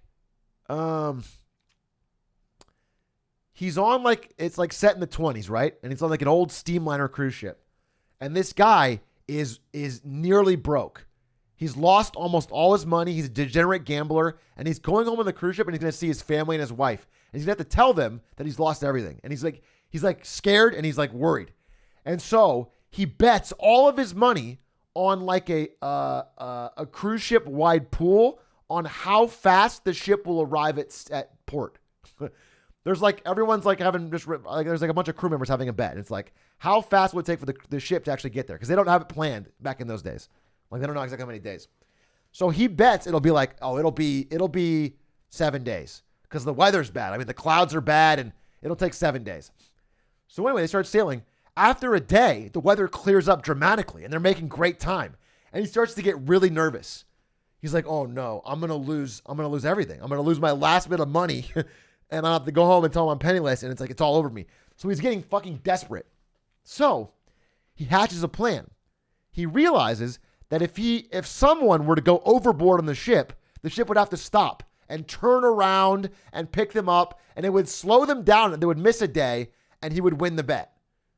If someone goes overboard, he can win the bet. So he's got a simple plan. He's like, here's what I'll do. I'll tell somebody on the deck, or I'll like talk to somebody on the deck, and then I'll fall overboard, and they'll call for help, and then we'll turn around. So he walks up to a stranger, this old lady. Actually, I think it's an old man on the top deck. And he's talking to him, having a conversation. The guy's very polite. Nice day, isn't it? Yeah, the weather's great. And then in the middle of conversation, he goes, whoa! And he falls over the side. And then the short story shifts to the POV of the old man. And you realize that he has dementia. And so the old man looks at the guy falling and he thinks about it and he's like, oh, what was that?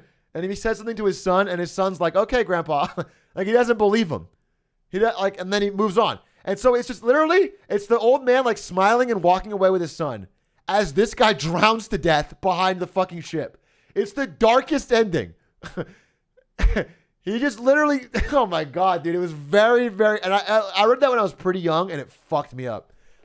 And like it does a great job of like painting this guy's mental and like how stressed he is and how like he needs this to work. Oh, it was dark. It was very, very dark. So anyway, I recommend not reading it if you're not interested in that stuff, but it's worth checking out.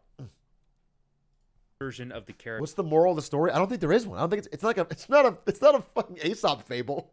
It's just a short story. What do you mean the moral? What's the moral of the one where the guy seals the guy up in a fucking underground cellar? The moral is don't gamble, I guess. Yeah. Well, I'm going to Vegas this weekend, so I'm not taking any cruise ships back. Character draws the most ire, while the other two do not. The chief selling point of the Tim Burton remake seems to be that it would do what the video is brought to you by Mubi. Check out Mubi for more videos like that. Totally pointless video. That could have been 45 seconds. Yeah. There was a tiny bit of a point. It took an entire recap of fucking all Willy Wonka variations.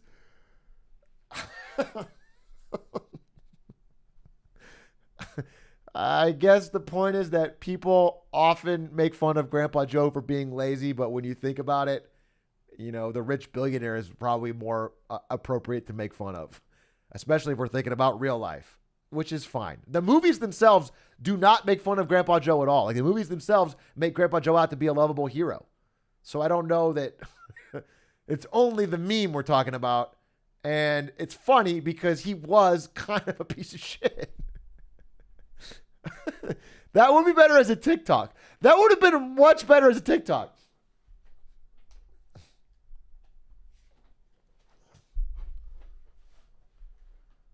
Aren't they making a new one? Probably. I mean, everything we've ever enjoyed will be remade over and over and over until we die, and then it'll be remade again for our future generations. That's just how it works. every 15 to 20 years.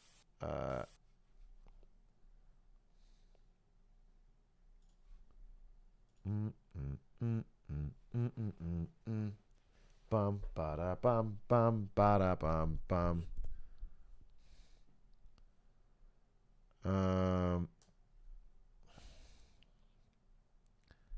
Someone get Atrioc to watch this TikTok about a Willy Wonka film. It's less than a minute long. Let's see. Hiya, yeah, is that Mr. Wonka? Yeah, it's me, Mrs. Booker. I found a photo in Charlie's bag of him slow dancing with one of your employees. Do I need to remind you that Charlie is a little boy?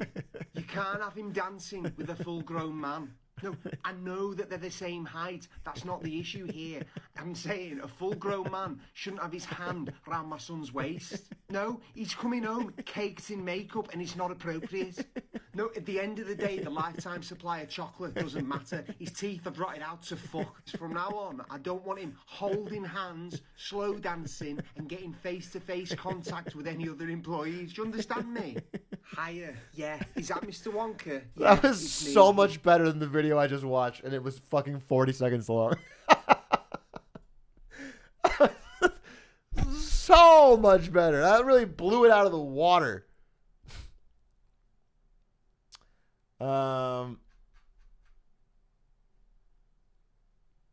Okay. Well, we've locked that in. Burnsy 4, they with 17 months. Sultan, they with 9 months. Big Bombco, they with 9. Gamer Bros, they with 4 months. Nick Bob, they with 17. Logan, they with 7. Rel Yucks, Rex 5 for 6, they with the gang. They with 20 months. Oh.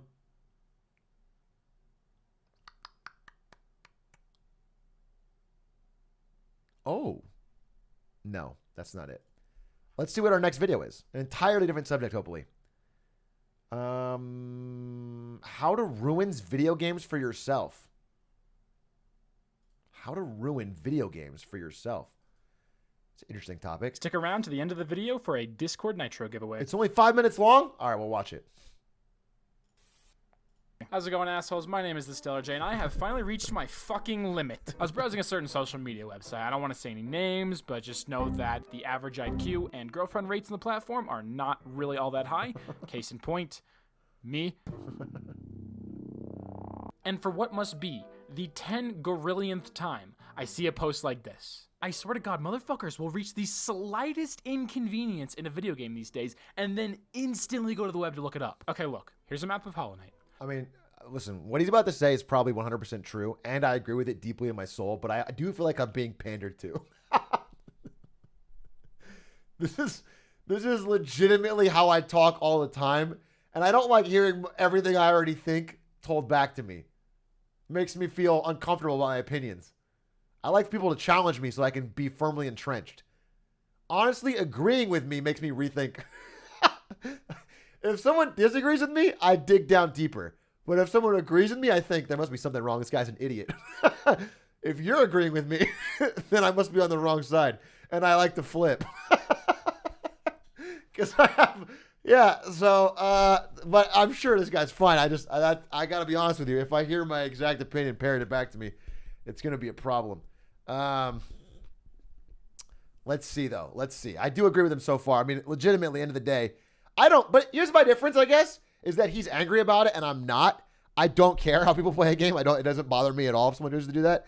But I definitely don't like doing it myself. I like to do it. I like to play the game with no help. And so it is annoying when I get backseaters that like try to rob me of the experience that I want from a game. So I think that's the difference. The red shaded areas are the places you looked before making this Reddit post. The blue shaded areas are the places you did not check before making this Reddit post.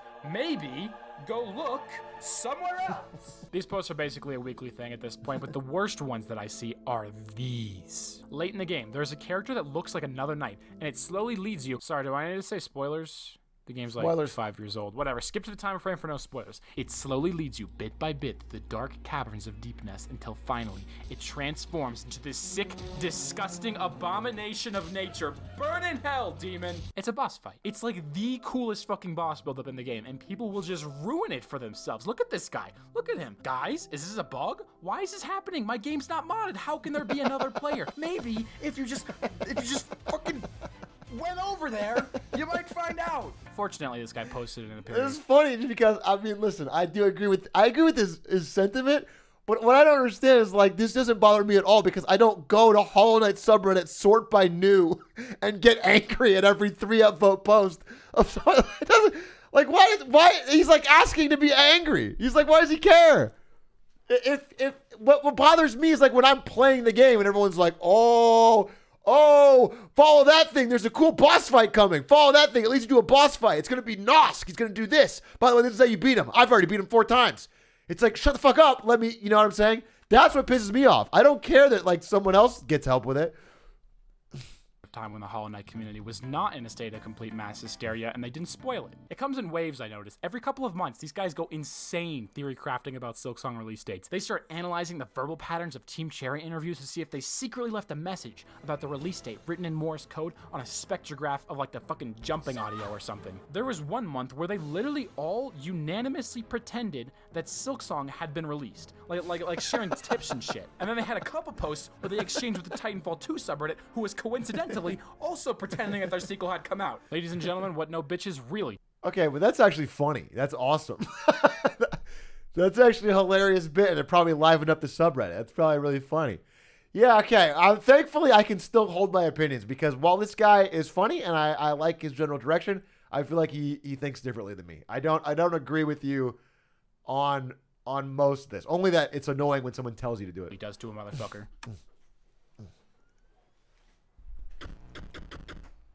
When I loaded up Inscription for the first time and the option for new game was not available, my first thought was not, what the fuck? My game's broken. I downloaded someone else's file. Donald Trump hacked my game at 4 a.m. Inscription subreddit, please help. No, my first thought was, That's what the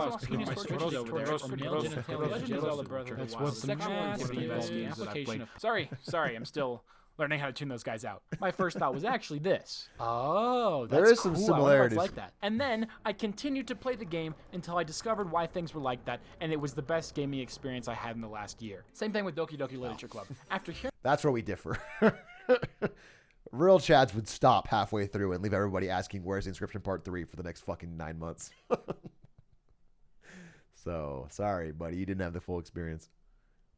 about it from a friend, I found it on Steam and played it. Imagine if I looked up why it's marked with psychological horror. I would have spoiled the entire fucking game. Imagine how many dope-ass moments you are risking spoiling for yourself by looking up secrets or answers to puzzles. When I was a kid, I played a shit ton of Zelda games, like literally all the fucking Zelda games. Like I was addicted. I had a Wii with a GameCube adapter, I had a Game Boy, a DS, and eventually a Wii U. But most importantly, I did not have a cell phone or a computer. If you got stuck in a dungeon, tough shit. Good fucking luck, asshole. You gotta figure that shit out on your own or wait 8 months until the Scholastic Book Fair and pray to Jesus that your mom gave you enough money for one of those guidebooks. But if you actually figure it out, the feeling is incredible. To this day, I refuse to look up answers to video game puzzles because it is more fun to do it yourself. I don't stop there though. When I'm interested in playing a game, I watch one trailer and read some reviews and then nothing else. I learned this through Sekiro Shadows Die Twice. I spoiled the monkey boss for myself by watching a YouTube video, and I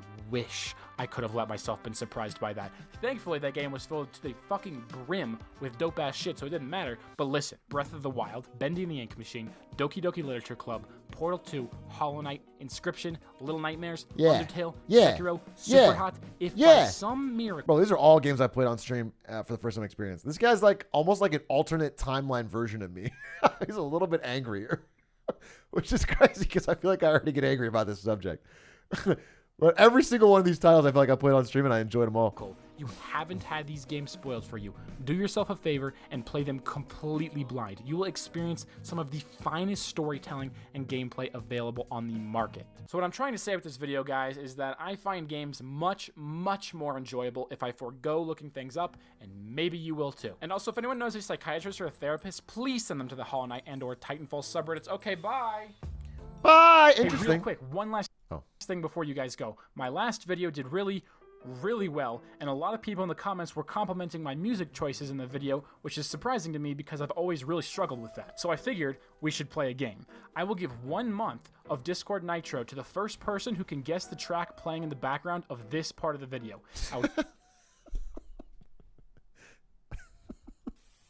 Okay. That's like a retention scheme to get people to replay the same part over and over so your retention goes up or something. A fun video. And listen, I agree with him in sentiment. I just think I don't care. Like some people I think they play a game for an entirely different reason. And their goal is they want to see the story and get to the end. They want to check the box. Or they want to, I think that's basically it. And so, if you play for those reasons, then it's like every puzzle, it's like, fuck this. I just want to move on. I get it. I don't care. It doesn't bother me if someone wants to fucking look it up. But I just hate when people force it on me because what I enjoy, like, the more I'm molding at something, the better for me. Because when I finally beat it, I get an exponential amount of happiness. So I like to be stuck. I like to be confused. I like to have a boss be hard to beat. I like all that shit. I like all that stuff makes me happier because then it's like a slingshot. It's like pulling it down, down, down, down. My experience is going down and then it shoots up higher because of how far you pull it down.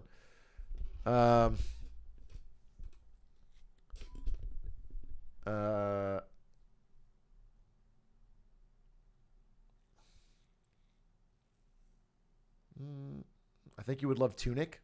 I have seen it. It looks very pretty. Let's find another video. That was interesting.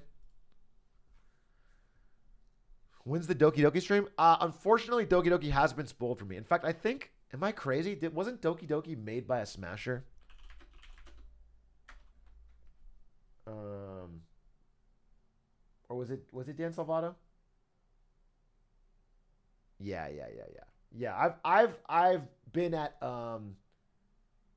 I don't know if it was Dan himself, but I feel like I was at a Smash event with someone who was on the Team Salvato or something.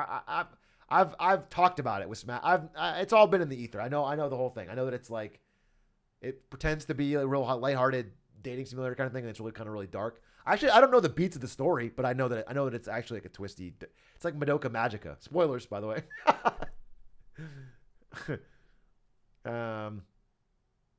But I know the gist.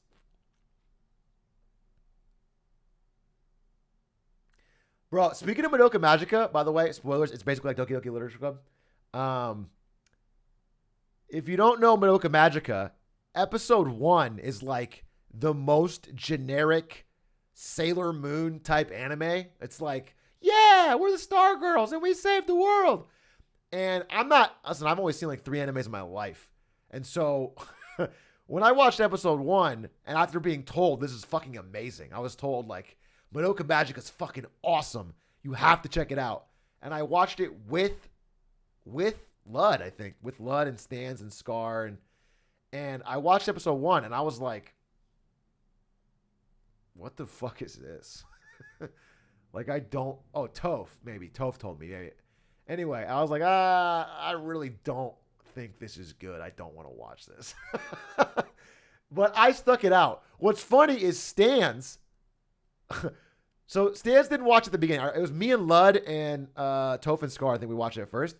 But then later I was like, Stans, you got to watch this. So we sat down with Stans, me, Lud, and watched episode 1.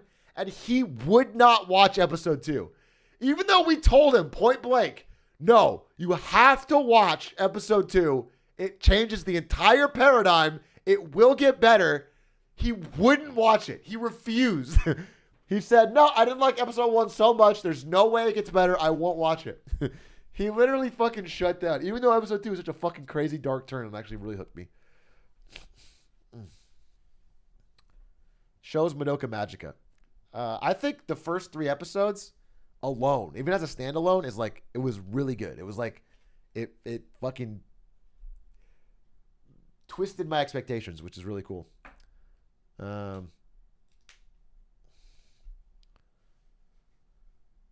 JRPG players be like, hold on, this game gets better after 20 hours. The worst example is Kingdom Hearts 2, I believe, where the tutorial was like 4.5 hours long. What the fuck was that, dude? What the fuck was that?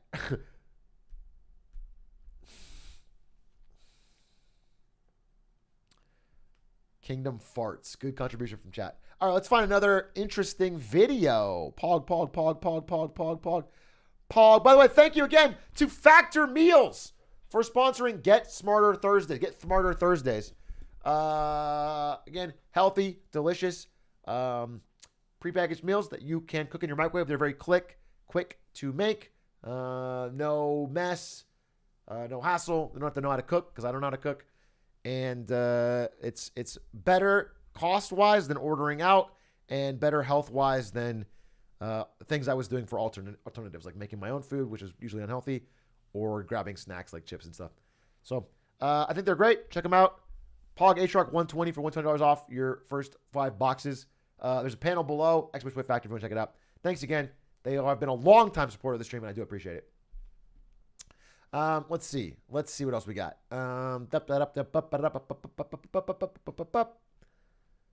The very strange Batman Beyond spinoff that time forgot. This is Batman Beyond? I fucking love Batman Beyond.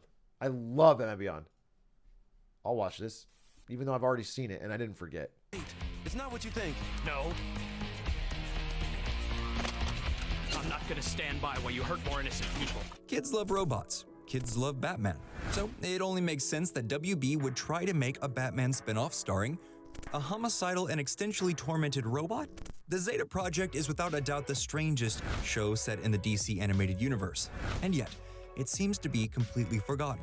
Before we get too deep, please subscribe to the Nerdstalgic channel in order to keep up with all of our videos.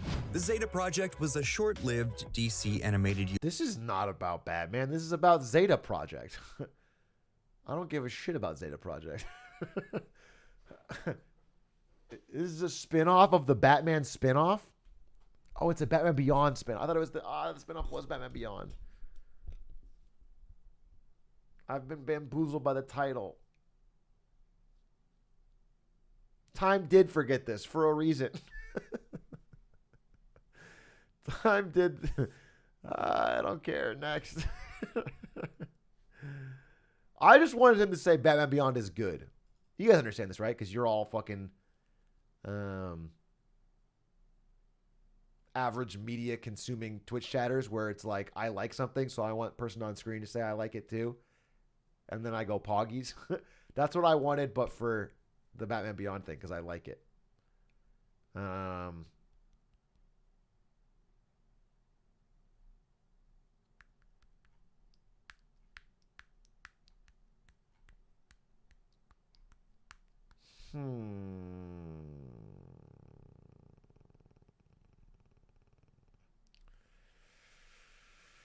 Something strange was found in Near Automata after 5 years. I've been seeing this on Twitter. I think it's very, very, very obviously a mod or faked, right? Because there's like a lot of there's like text that's misspelled. So yeah, some sort of marketing. Yeah, it could be it too.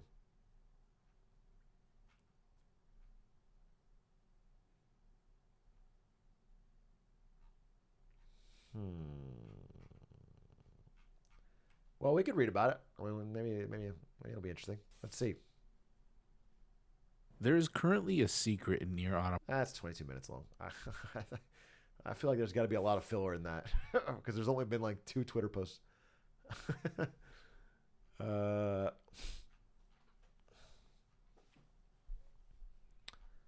Let's see.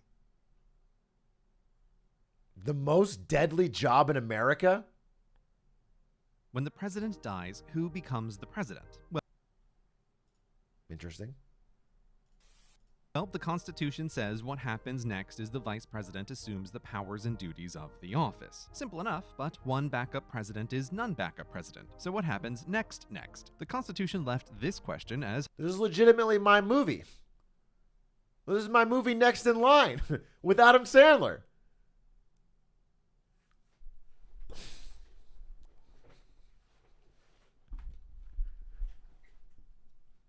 homework for the new Congress. Important homework, yes. Due date, no. So Congress sort of worked on succession with inconsistent and conflicting drafts, but mostly procrastinated on properly finishing for 200 years, finally turning in the 25th Amendment. Better late than never, though in the meantime, a president had died in office not once, not twice, not thrice, not quadrice, not quintice, not hexice, nor septice, but octagonalice. 4 natural causes, 4 assassinations. It was Garfield and McKinley. This survival record was only 80%, and even counting to today, the president is technically the most deadly job in America. But the odds are, when you become president, you must roll the celestial 2d6, and if you roll a 7, you die in office. Woof. Don't spend a lot of time in Vegas with those odds. So the Veep becomes the Peep and picks a new Veep who must be confirmed by a majority vote of both houses of Congress. If this happens quickly, then hunky-dory. Everything is reset. But getting a VP nominee approved might take some time, during which the former VP, who is now the president, who is not immortal, must cast the dice and could roll a 7. Has that ever happened? I don't think so. The president has been vacant for more than a baker's dozen of times in United States history, which, given the historical state of Congress's homework at the time, put the peaceful transfer of power in a precarious position. For example, the first time a president died in office, the 9th by the way, didn't even make it to double digits, no one knew what should happen. The then VP just grabbed a judge to administer the oath of the presidency to become number 10, and spent the rest of his term arguing with Congress and the nation about if he was really the president or the acting president, which seems a little who cares, what's the difference? But there is the office of the president and there are the powers and duties of the office, which are not quite the same thing. See, it's not just death that can remove a president. Who was that? Who was number 10? Who was the guy that, who was the VP that did this? John Taylor, president.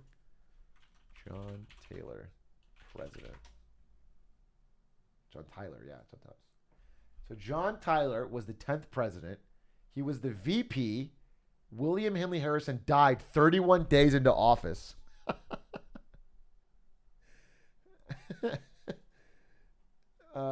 This guy's a huge piece of shit. And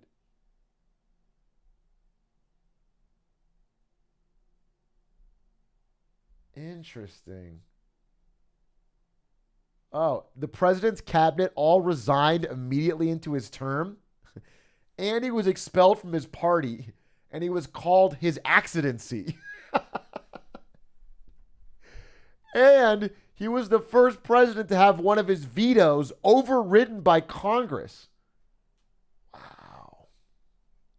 A president can resign, a president can be impeached, and a president can be enabled to discharge the powers and duties of the office. This last enable is from the Constitution, which makes no attempt to define what enable means. A president can volunteer themselves to be enabled, for example, during physical illness, upon which they don't leave the office, but the VP gets the powers and duties of the office and becomes acting president. This, on a tiny scale, has happened a few times when the president has undergone non-trivial surgery. A reason for this being to ensure nuclear weapons command and control is maintained at all times. So don't get any ideas, but also you don't get any ideas. I'm still the president. Power reverts as soon as this is over, and it will, assuming death doesn't make a bedside visit. Anyway, Yeah, didn't Bush get like a colonoscopy and this happened? I remember seeing some kind of news thing when it happened that like he gave he gave acting presidency happened with Biden too? Okay, yeah. Anyway, inability is a subjective sliding scale. A president could be perceived as mentally unable by some, or become so mentally unable as to be unable to declare themselves unable, or become physically unable yet simply refuse to declare it. Here, the 25th Amendment allows for the vice president to perform a kind of gentle coup. Okay, the president has 15 top-level advisors we will get to later. If the VP can get a majority of advisors to state in writing the president is unable, the VP gets the powers and duties of the office. Wow. The president can challenge this, getting a moment to try and consolidate keys to power, but if the VP and advisors reaffirm the president is indeed unable, the VP is acting president. That would and be a crazy. 21-day countdown clock begins. What happens next is up to Congress. If they do nothing when the clock runs out, presidential power returns to the president. But if within the 21 days Congress votes with a 2/3 majority that the president is unable, then the vice president is permanently acting president. And the president is still around? Wow, I didn't know any of these Obviously, rules. this would be a real delicate maneuver for any VP to pull off, particularly as the president can dismiss their advisors for any reason as long Yeah, as the that seems president holds the impossible. powers and duties of the office. So, getting advisors on board would be challenging. Case in point, in 1919... Yeah, I mean, if the advisors vote and they don't win the vote, they would all be immediately fired.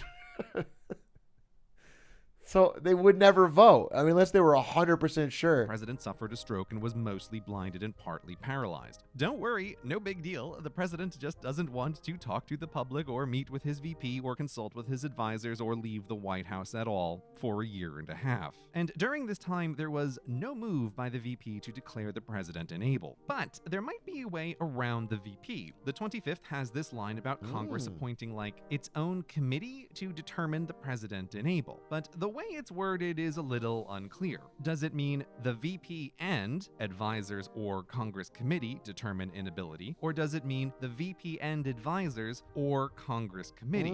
If the latter interpretation, that means Congress alone has the power to appoint a committee with the power to remove the power of the president unilaterally. But, as always with unclear interpretations, were they to happen for realsies, someone might want to weigh in on it. So those are the 4 or 5 ways a president can get removed from office. Okay. But one of them is clearly the most popular, so let's talk about what the finished What about if I beat the president in a game of League of Legends? Did they write anything about that? If I just like fucking run Biden's ass down mid, do I get the powers of the presidency or no? They deport you? Okay. All right, I'll be careful. Congressional homework says about succession. First, the doubt that began with President 10 is dispelled by the 25th. When the president dies, the vice president becomes the president. In able equals VP acting president, dead equals VP president. But if both the president and the vice roll sevens, the order of succession is set. And first up is the speaker, who is the elected leader from within the House of Representatives. And next is the president pro tempore of the Senate, who is the longest serving senator. Not automatically, but elected by tradition. Gee, that's a funny thing to mention now. I'm sure it won't matter later. Senators tend to serve for a long time, so the president pro tempore is often in their 80s, with the record holder being 98. Just worth noting, it was up to Congress to set succession. Youngest president by 2026. Interesting. That's good. I'm glad that if one of our extremely old presidents dies and the VP dies and the speaker dies, assuming in this chaotic environment where 3 of the leaders of the country have all died in a short time span, the person we get is the oldest fuck we can find. In this incredibly dangerous environment, let's find the oldest possible person we can and give them all the power. That's good. That sounds smart. That makes a lot of sense.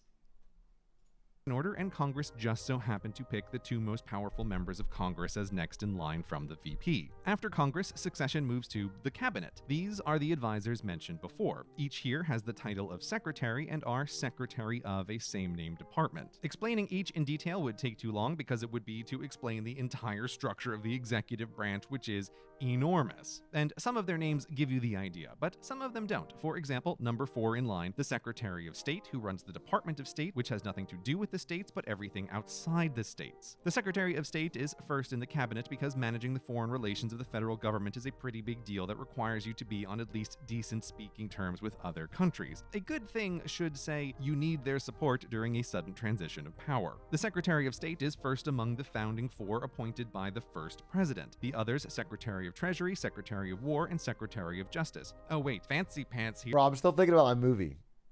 It would actually be so funny if the very last one was called Secretary of Sanitation. And then everyone's like, wait, what does that mean? Who's that? And they were like, oh, it was a little joke by the founders. It just meant the janitor of the... It just meant the White House janitor. And then Adam Sandler goes, huh? Oh, that's perfect, dude. Here wants to be called the Attorney General, but just so happens to be in charge of the Department of Justice. So the oldest departments have their secretaries in 4, 5, 6, 7 order of succession. Now, from here, Congress decided the rest should continue on seniority, not for people, but departments, which has led to an interesting order. Secretary of the Interior is next up because in the 1800s, young America realized she had a lot of interior land to manage and created the Department of the Interior to manage the land and the Indians on the land. No, there's no time. And land needs to be farmed and managed, so the Department of Agriculture. And then in 1900s Part 1, America wanted to develop commerce and labor, and Part 2, Health and Human Services, and Housing and Urban Development, and transportation between those urban developments, and energy for those developments, and overseeing nuclear weapons. There really isn't time. And education. Meanwhile, that Department of War, renamed Department of Defense, created veterans, and so also the Department of Veterans Affairs. All done until 2001, Department of Homeland Security. So the order is more historical happenstance order, not legislators sat down and thought it through order. Not to cast shade on the Secretary of Education, but if something has happened where the first 15 backups are out of order, that sounds a lot like a Homeland Security issue. In addition to the debatable order, for everyone below VP, if their spot in succession comes up, they are required to resign their current position to become, wait for it, acting president, most likely serving the rest of the president's term. Why most likely? Well, one of Congress's homework... It's funny that they went through fucking 15 options. I feel like if 15 of the most powerful people in America all die in short succession, no one's reading a list at that point. Like, something's going to happen. Someone's seizing power. It's not a fucking coincidence. attempts raises an issue called bumping with this paragraph, saying the acting president serves the rest of the term unless a prior entitled individual is able to. Oh, it's another interpretation problem. This does or doesn't mean new appointees take priority and bump those lower on the list out of the... Wait, yeah, so what if you're the Secretary of Education, you become president, and then you appoint a Secretary of Labor who's above where you were on the list? Did they immediately get the job and then bump you from your own presidency? Does that, or can you just not appoint anybody? Because if you do, they would take precedent over you. Office instantly. Here's the worst case interpretation and scenario. Imagine while Congress is on recess, the President, VP, both leaders of Congress, and the Secretary of State all roll sevens. The Secretary of Treasury becomes acting president and appoints a new Secretary of State, who is higher on the list, bumping the acting Treasurer President off, who is now unemployed, at least until reconfirmed. And of course, a new Secretary of State is needed post-haste, confirmed. Back from recess, the Senate elects a new President pro tempore, who is higher on the list and then must resign to become acting president, bumping the current acting president, who was the Secretary of State but is now just unemployed. And then the House elects their new speaker, bump again. While there is debate about bumping constitutionality, the point is it's still President 10 it's all pretty over messy. again. Uncertainty is the whole problem. After a government decapitation, just the potential of rapid-fire changes in power is exactly what you don't want to be even debatable when nuclear command and control is on the table in what would obviously be trying times. So maybe a couple more revisions on that homework. Yeah, that might but be whatever. another. This is the current order, and since the 1950s, for no particular reason, it's been policy to never let all of these people in a room together at once. So when you're watching the next State of the Union address, if you want something to occupy your mind during all the clapping, you can play Guess Who's the Designated Survivor, knocking down successors as you spot them to figure out who isn't there, secreted away in a secure location to be the final backup.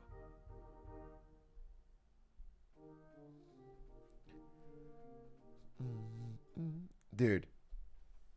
That was a good video. And I might actually write this script and sell it to Netflix. that was enough research that I need to make the reality of the film. I might write this fucking script, dude. Next in line, baby. I'm going to sell. I'm going to make a fucking $1.5 million.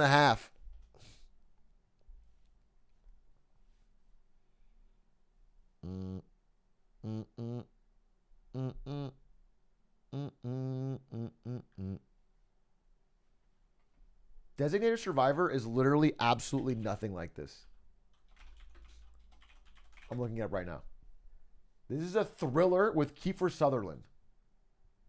It is literally nothing like my Adam Sandler family comedy, where a Secretary of Sanitation becomes president and does goofy shit while the Republicans and Democrats are crash landing on an island and have to work together to survive.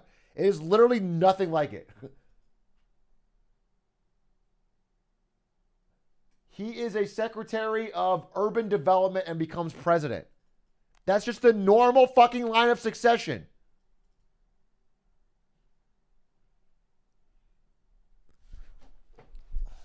The real one is like, what was that Chris Rock movie where he becomes president? And he like says stupid shit. Head of State. How did he get president in that movie?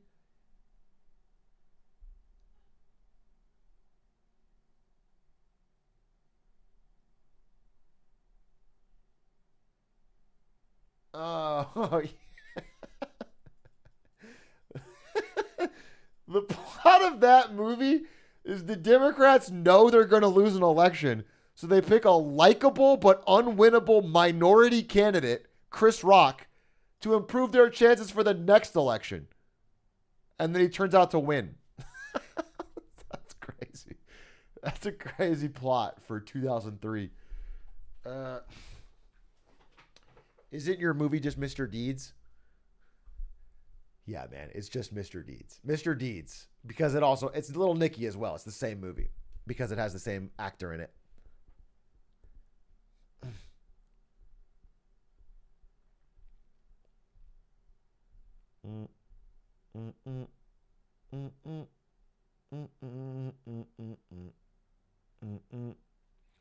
What about Anger Management? I like that movie. It's funny. I think Jack Nicholson's really funny in it.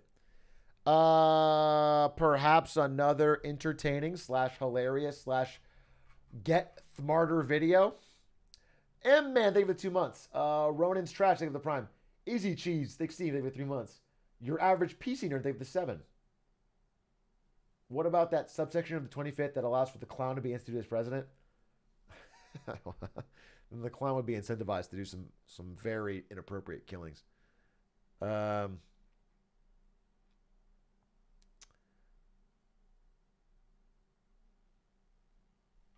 Extremely good video on game design. Perhaps. Let's check it out. Sequelitis. Zelda: A Link to the Past versus Ocarina of Time. Okay. By the way, that is the end of our. It's 10 o'clock. It's the end of our Factor sponsorship. Thank you again to Factor. The meal today was delicious. The salmon, the smoothies are always amazing. Please check them out. Factor, again, supporting the stream. Thank you very much. Exclamation point Factor, and check out the panel in the link below if you want to try it for yourself. Code POG120 for $120 off your first 5 boxes.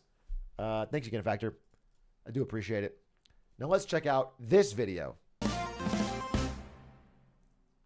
The Legend of Zelda. It's a series so huge, I couldn't help but say it all. Am I going to like this? This video is a classic.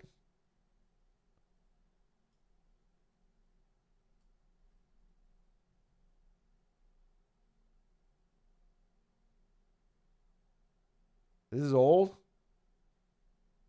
It's 30 minutes, bro. And it just feels like it might not be up my alley. Sounds like he's got a lot of... I'm getting a MatPat vibe. Feels like a big, yo, welcome. And then, you know, it just feels like that kind of YouTube. Nothing against it, but it's not my thing.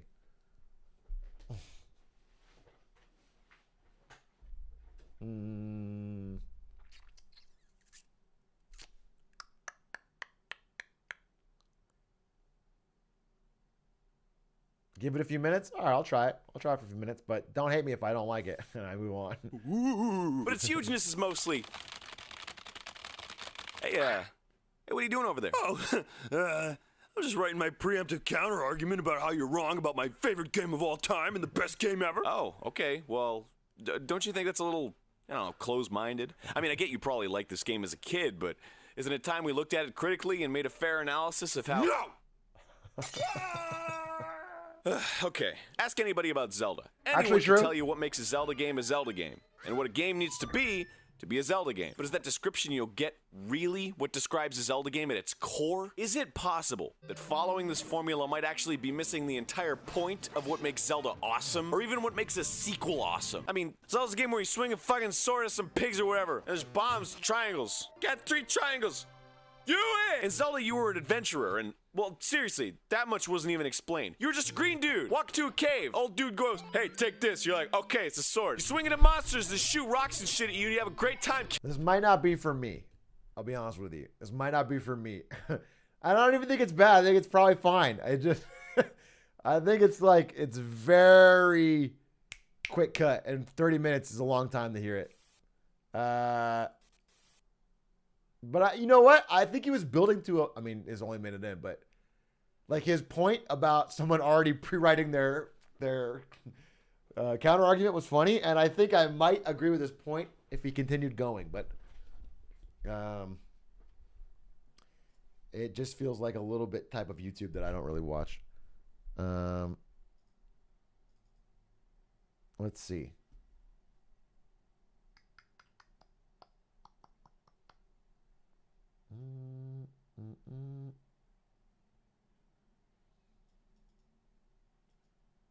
The absolute real life goat of escaping prison. I think we've watched this already. Kento Bento is absolutely goated. He's absolutely amazing. I think he's fucking awesome, but I've already watched this video about the most amazing Japanese prison break. Oh, sheesh. Wait, let me just check Discord. That's what I'll do. I'll check Discord. Let's see. Well, designing great boss battles could be interesting. How to make a great villain, and it's a picture of the Joker. I'm sure I would fucking hate that. Freedom does not equal fun in video games. That's an interesting one.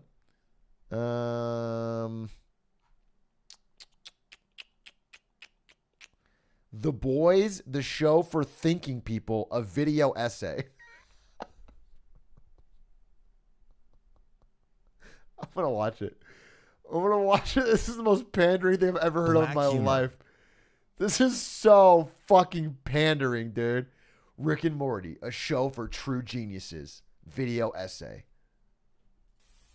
Ultra-violence, explicit scenes, and superheroes that cause nothing but disgust. All this is about The Boys. This famous series turned our pictures of superheroes upside down and ridicules genre cliches from the opening credits and costumes up to the origin of the characters and shooting style in every possible way. But behind the jokes about tempting fate and a bloody mess, there is also a huge number of important issues that absolutely every viewer cares about. This is the About Movies channel, and today we are figuring out why The Boys can be considered one of the best TV series of our time. And before that, we suggest you click on the subscription button and the bell, because on this channel, you will get a summary of the most interesting information about your favorite. That was like a random word salad. I don't think anything he said was like a really... The one sentence that was coherent was, this is one of the best things of our time, which I don't even know that I agree with. I mean, it's a great show. I like The Boys a lot. Favorite movies and TV series. Subscribe, and we start. That series was released at the very right time. Judge for yourself. The Marvel Cinematic Universe has peaked in the crossover movie Avengers Endgame. The CW series have converged in their largest crossover in Crisis on Infinite Earths, and Warner Brothers finally started making superhero movies. The genre has already managed to form a certain tradition, a set of plots, images, and techniques. And at some point, it became necessary to rethink and reform superheroics. And so, when many began to demand something new from the genre, they appeared. Some golden cup swoop out the sky, save the day, so you don't gotta do it yourself. But if you knew half the shit they get up to, fucking diabolical. The Boys is an adaptation of the comic book of the... No, I was just about to say, okay, just please don't recap what it fucking is. I was literally about to pause, and I just want to say, please, this is fine, I guess. Please don't do a fucking big-ass recap on what it is. Because if you click this video, you know what the fucking Boys is. Same name by Garth Ennis and Derek Robertson. It describes a world where there is a powerful corporation, Vought, which owns superheroes and wants control over almost the whole world. The superheroes are not noble saviors, but superstars corrupted by impunity, who are no longer interested in fighting crime, but going to the evening show, filming, and ratings. The tone of The Boys is radically different from the usual superhero canons. There is no colorful Marvel Studio attraction that offers to escape from reality. It's just repeating the same thing in a slightly different way, over and over and over. Or the dark pretentiousness of the DC films. In the first scene, the creators genuinely mix black humor with explicit scenes of violence and sex. And in the second one, they filled the narrative with almost Shakespearean collisions. If studio blockbusters often tell about the origin and formation of superheroes, then the showrunner of the project, Eric Kripke, finds his characters in moments of deep crisis. The superheroes in The Boys resemble rock stars. They drink and swear, lie, and are hypocritical. I'm getting the members angry. of the Seven, the local Justice League, can be compared to the pantheon of ancient Greek gods. Both are far from the ideals of virtue, both are overwhelmed by simple human passions, and both do not care about ordinary people fundamentally. I legitimately don't. Did a human write this? Or is this AI generated? This feels like a Motley Fool article or something. He just said the same sentence 4 different times. The superheroes they're like rock stars. They don't act like normal people. They don't act like they normally expect. They're more concerned with drinking and ratings. They said the same thing 4 different ways.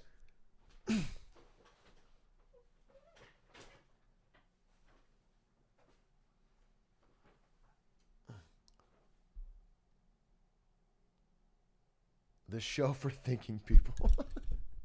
I kind of want to keep watching to see, like, I just can't imagine. This is the most replayed part. All right, I'm just going to watch that. Show. The action of The Boys is intentionally realistic, and big action scenes can be counted on your fingers. But those that are present and not striking in the extent, but shocking in their absurdity and ingenuity. In the series, heads just burst. Characters get a chase involving a whale, and Butcher uses a baby with superpowers as a weapon. There are also scenes using slow-mo. It's a kind of parody of Zack Snyder's favorite technique. In addition, composer Christopher Reynolds constantly makes fun of Hollywood soundtracks, exposing the superficial pomposity of musical images and blockbusters. All these techniques are needed to more clearly show the reality in which the characters live. On the one hand, we see a vivid media image of superheroes. On the other, there is a repulsive reality. This is most— Oh, really? Are they actually bad? Oh, thank God you got there at 13 minutes into your fucking video. I'm glad I skipped ahead and I heard the same goddamn sentence that I heard at the beginning. Yes, I understand. I got that. I understand that because I've probably seen The Boys because of your fucking title. Wow, this is like completely non-content. This is like a black hole. They've turned the first fucking 2 lines of the Wikipedia article into a 14-minute video. It really is the show for thinking people.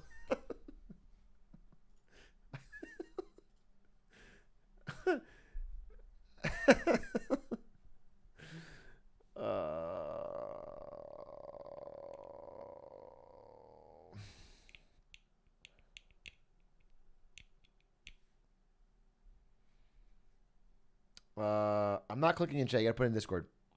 Let's see what else we got. That was perfect. That video ruled. I learned a lot. I need something. I want a video where I could actually go and learn something. That's what I want. I want to actually learn something. Let's see.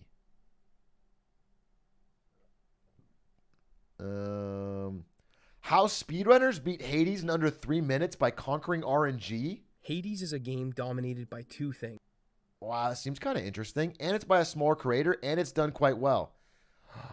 All right, let's check it out. Abisoft, let's check out your video about Hades. I'm very interested. Randomness and death. If you've played the game, you're likely more than familiar with both concepts, but speedrunners have found a way to become masters of both, acquiring the skill to defy death and developing routes that always give them the best RNG. Today we'll be looking at the Hades speedrun, breaking down the RNG system and how speedrunners influence it, seeing how players go about routing a speedrun, and calculating the odds of getting a perfect run. I hope you enjoy today's video. Fucking love this guy already. Structure? Before we get started, if you wouldn't mind checking out my Patreon, that would be great. I post updates and teasers for future content, and there's an active goal that we're halfway to meeting for a release date being set for my next world record progression. What's the game? You'll have to check out my Patreon to find out. For now, let's get into the video. Hades is a game. RNG stands for Random Number Generator, and it's commonly used to refer to the luck you're getting with events the game is creating. To help understand how big of a role RNG plays in Hades, let's go over the basics of a speedrun. The objective of the game is to defeat the title character Hades and escape from the underworld, but to get to Hades, you need to navigate through a minimum of 48 rooms that are spread out across 4 different biomes: Tartarus, Asphodel, Elysium, and Styx. When you begin a run, you choose from 6 possible starting weapons and then start clearing rooms. Each room contains 1 to 3 waves of enemies that you need to defeat before the doors will unlock. This game is so and clean. once they do, you're given a peek at what possible rewards you can get in the next room by the symbol present on the doors. Rewards typically come in the form of boons, which are gifts from the various gods that serve to increase your stats. They're the bread and butter of the game, with runs living and dying by their influence. Boons provide buffs to just about every stat and ability you can think of, and there are 8 different gods that you can receive boons from as rune rewards, with each god offering 15 different buffs, with the exception of Artemis, Hermes, and Poseidon. This makes the total possible boons 137, but they also come in 4 different rarities, with the bonuses bestowed upon Zagreus increasing as the rarity goes up. This brings the total to 548, but there are items and special boons that we should look at as well. The Charon shop is a room that offers 3 random items from a selection of 23, but there's also the Well of Charon, a special shop offering 26 unique temporary buffs that last for a certain number of encounters. But perhaps the most interesting random buff you can come across are those offered by Chaos. Chaos is a god that offers unique boons. Listen, this is fine. This stuff needs to be explained to understand it, I think. But one thing I like that videos do, and I try to do it when I do a speedrun explained, is like, if you explain everything at the beginning, it's overwhelming and nobody can hold it in their brain. And it's kind of like when you're explaining a board game. What I think works better is you kind of get to a fun part, get people hooked, and then you explain each mechanic as it kind of comes up. You know? You give them context. Like, this happens, and then you explain, oh, this is this thing, and this is what... Like, if you put it all at the beginning, my brain's freezing. I've played this game to completion. I've done all of this. But I'm still, like, you're throwing a lot at me, numbers-wise, at the beginning. That increase and I don't know how it's based relevant on to the speedrun yet. They are some of the most powerful in the game, but come with a debuff that's imposed upon you for a certain number of rooms. In total, Chaos offers 12 different boons with 13 different debuffs, with the boons being affected by rarity, granting higher percent bonuses as the rarity scales up. Including these, the total number of possible boons is 600, with 28 duo boons also being available. There are 4 bosses that are mandatory for progression as well, with the chance of encountering some of the 13 mini-bosses. And there are rooms that offer no combat encounters. So how does this come together in the world record build? Okay, let's see. With this much selection, you're probably thinking there are a lot of different viable builds for a speedrun. And there have been some different ideas on what is fastest. But the current world record focuses on building around one ironically fitting boon, Rush Delivery from Hermes. Rush Delivery may seem like a boring buff, as it only adds bonus damage based on any move speed increases that you currently possess. Okay. But the key to this boon is that it doesn't add percent bonuses together like other boons do. Instead, it scales them exponentially. This allows for insane amounts of damage output once the build is online, and the main way that runners gain move speed is through a consumable from the Well of Charon called the Ignited Ichor. Ignited Ichor increases your move speed by 20% and is stackable, but the drawback is that it only lasts for a set number of combats before its bonuses disappear. So to mitigate this, runners set up their starting loadout with a few particular items. The first thing they do is equip a Keepsake, a special item that has a lasting effect throughout the duration of your run, and for this route, they use the Bone Hourglass, as it extends the duration of items from the Well of Charon by 8 encounters. This makes stacking movement speed from Ignited Ichor much easier, as it doesn't fall off after only a few rooms. But there's one other thing they do before the start of the run. They turn on some heat. Heat is a way to add more challenge to the run, but the heat runners use actually helps to speed things up. Forced overtime is maxed out because in addition to increasing enemy move and attack speed, it actually speeds up their spawn time, and extreme measure is increased by 2 because it makes the Bone Hydra boss room smaller, which speeds up the fight. The final heat they use is Benefits Package, which allows armored enemies to spawn sooner. So while heat may impose a disadvantage, the time it saves with faster spawn times and quicker boss fights is well worth it. Yeah, that makes sense. And it's time we looked at the weapon for the route, the Adamant Rail. Of the 6 weapons available in Hades, the Adamant Rail is the most historically accurate, as it's a repeating rifle outfitted with a grenade launcher. On its own, it's already quite powerful, but throughout a run, there are boons that apply directly to your weapon, given to you from the Daedalus hammer. These special boons have no rarity, and there are 17 possible buffs you can receive, with the Rocket Bomb and Cluster Bomb being the most desired. Yeah. Rocket Bomb turns your grenade It's really fun if you play this game and you with actually get 80 this base loadout. damage, You feel like a and god. Cluster Bomb multiplies that single rocket into 5, but cuts the damage of each rocket by 30%. However, there is a bug. The damage for each rocket should be cut by the penalty, but for whatever reason, when Rocket Bomb and Cluster Bomb are combined, the 30% reduction isn't applied, so you get 5 rockets dealing full damage for a total of 400 per volley. Combine this with rush delivery and some stacks of ignited Ichor, and no enemy is long for this world. But it gets even better. Each weapon comes with a selection of aspects that have an effect on the weapon itself. For the Adamant Rail, runners choose the Eris aspect, as it increases your special attack's damage by 75% for 4 seconds if you're caught in its blast. With all of the damage we're stacking with rush delivery, surely the 4 bosses fall without much issue. But as you likely know when it comes to speedrunning, things aren't always that easy. So let's take a look. The first boss you encounter is one of the Fury Sisters, and since the build isn't fully online, the best thing runners can do is purchase the Tidal Dash boon from the last shop in Tartarus. Tidal Dash adds damage and knockback to your dash, which helps make up for your current damage output, but since it's only useful in this fight, it's sold off as soon as we're in the next room. Got it. The next boss is Lerny the Bone Hydra, and he has 3 phases, with each phase being unlocked after you kill the smaller heads he spawns. At this point, your build is almost complete, as you pick up rush delivery a few rooms before the boss, and with its help, Wait, you do I don't get it. How do they? I'm sorry, maybe I missed it. How do they choose which one they get? I thought when I played it was random. You don't get to pick. You wouldn't get to pick rush delivery, or they just restart over and over and over until you get these. Is that? He hasn't Kill the explained it. smaller Okay. heads in 2 shots, which speeds the fight up incredibly.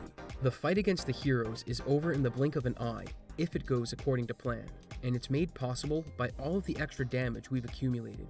It opens with a summon that chunks them before their health bars are even finished filling, Jeez. and follows up with 2 rockets to end the fight, making this the second fastest fight in the game. That's fast as Because fuck. now, we're on to Hades. Now that we're a fully trained Jedi with the Force as our ally, we're ready to unleash and execute the hardest strategy in the run, firing 5 rockets to finish the game. If you've played Hades and read the title of the video, you're probably wondering how lucky Vareem was to get all of the boons and items he needed for that run. And the answer is that he manipulated everything. Vareem performed what is known as a seeded run. These are runs where players start from a known RNG seed and have figured out what inputs and actions they need to take to guarantee the drops for a world record level run. Unseeded runs naturally take longer since everything isn't optimized through Right, it's manipulation. And if you look at the leaderboard, you'll see that the fastest unseeded Ares route is 3 minutes slower than the seeded Ares world record. So how do runners manipulate RNG? It breaks down into 2 different things, the starting seed and the RNG increments that occur as you play. The seed controls everything that will happen in the run, from what rooms are generated, how many enemy waves you will face in those rooms, what enemies the waves will be made of, and of course, what items and boons you'll receive. The RNG increment is a value that increases as you perform certain actions, and when you go through a door, They are different its value categories. is put into a function that merges it with the seed to generate a new seed that will then determine the conditions of the next room. The following actions will increase your increment value consistently and are used by runners to route out a speedrun, with this group of actions being reviled, as they can have inconsistent effects on the increment and have a high chance of killing a run if they come. So, doing any of this stuff changes your seed? So the speedrunner has to choose the seed and then make sure not to smash any pots or hit any traps or do any of this stuff, or it'll change their... Oh, on each floor. That's kind of difficult. Into play.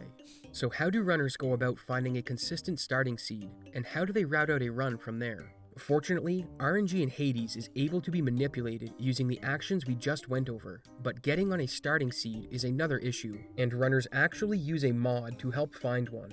The mod displays the RNG seed and its value at all times, as well as the value of your increment as you clear a room. To create a route, runners will take note of their starting seed value and test out different increment values as they proceed to the next room until they find the boons they want.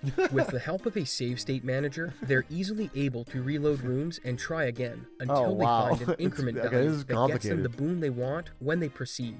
The process for routing a run this way is painstakingly long, and once it's done, they aren't out of the woods because the leaderboard bans the use of mods. This means that once a route is developed, runners need to memorize all of the actions they need to perform in every room to keep their run on route. And since things like voice lines... Bro, you know somebody. That's impossible to enforce. You know somebody just has it fucking on their other monitor. Like, there's no... That's tough. That's tough. That's like banning the dot in Hitman. You know, it's like there's just no way to enforce it. because people won't show it. But this is still impressive. NPC movement can affect the increment. It makes the margin for error very small, especially when you consider they still need to execute the bosses and clear waves. When it comes to the question of what are the odds of a perfect run, the answer is 100% if you're running a seeded run. But that's not what we are here to decide. So let's ask this question. What are the odds of getting the seed? The dot, it's when people do the bomb launch lineup, they have a dot in the, like, you could do it with a marker on your actual physical monitor. You just put a dot in the middle of your monitor so you're actually aiming true center, because you don't have in the game, you don't have a lineup when you're holding a bomb. So you just there's a dot on the middle of your screen. Seeded world record route in an unseeded run. We need to lay out some ground rules for this calculation. First, to address all of the actually. Yeah, it's a crosshair, I guess, but it's just a dot. And second is because Hades doesn't use pure randomness when it determines a lot of the objects it will generate. If you look at the function that decides what enemies to spawn, it becomes clear that certain combinations of enemies aren't possible to see, and that enemy waves have some weight based on the difficulty modifier that they need to satisfy. Boons also have conditions on when they appear, and this makes calculating the true odds very difficult. So to simplify things, I'm going to take some liberties when answering the question based on input from the runners. Okay. To break this down so it's understandable, there are a minimum of 48 rooms that you need to traverse to confront Hades. Of those rooms, there are mandatory encounters that you must face, including 3 mini-bosses, 3 main bosses, and a mandatory transition room after each boss. This makes 9 rooms that you'll encounter no matter what, but there is randomness with the mini-boss rooms, since they still offer a boon. I just want to see the answer. This has a little bit more math than I expected. Still interesting video, but we came up with for a perfect Mario Kart 64 run. There's just nothing comparable to it, and since it's so unique, I'll name it the Abysoft Constant. The current seeded record for Hades is 2 minutes and 48 seconds by Vorim, counting only the in-game time. That's absurd, by the way. Beating all 48 rooms and all bosses in Hades in 2 minutes? In like 3 minutes? It was routed by Pseudo and took him about a month from start to finish to complete, which just goes to show how long it takes to search through seeds even with the help of mods. Given the large amount of time it takes to create a route, it's an unseeded run are 1 in this number. I don't even know what this number would be called. If you know, leave a comment down below. Okay, so that's the rarity of the run. That's fucking insane.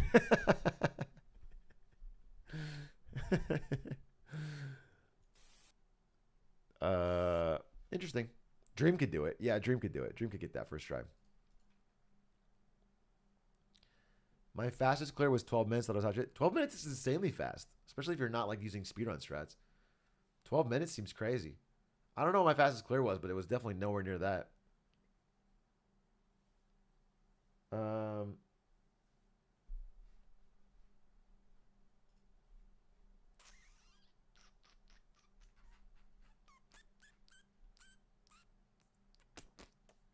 Takes me 3 minutes to choose a boon. Really? I almost always pick whatever one's the rarest. Even if whatever one's purple. I guess they're always the same, right? No, never mind, it's always the same.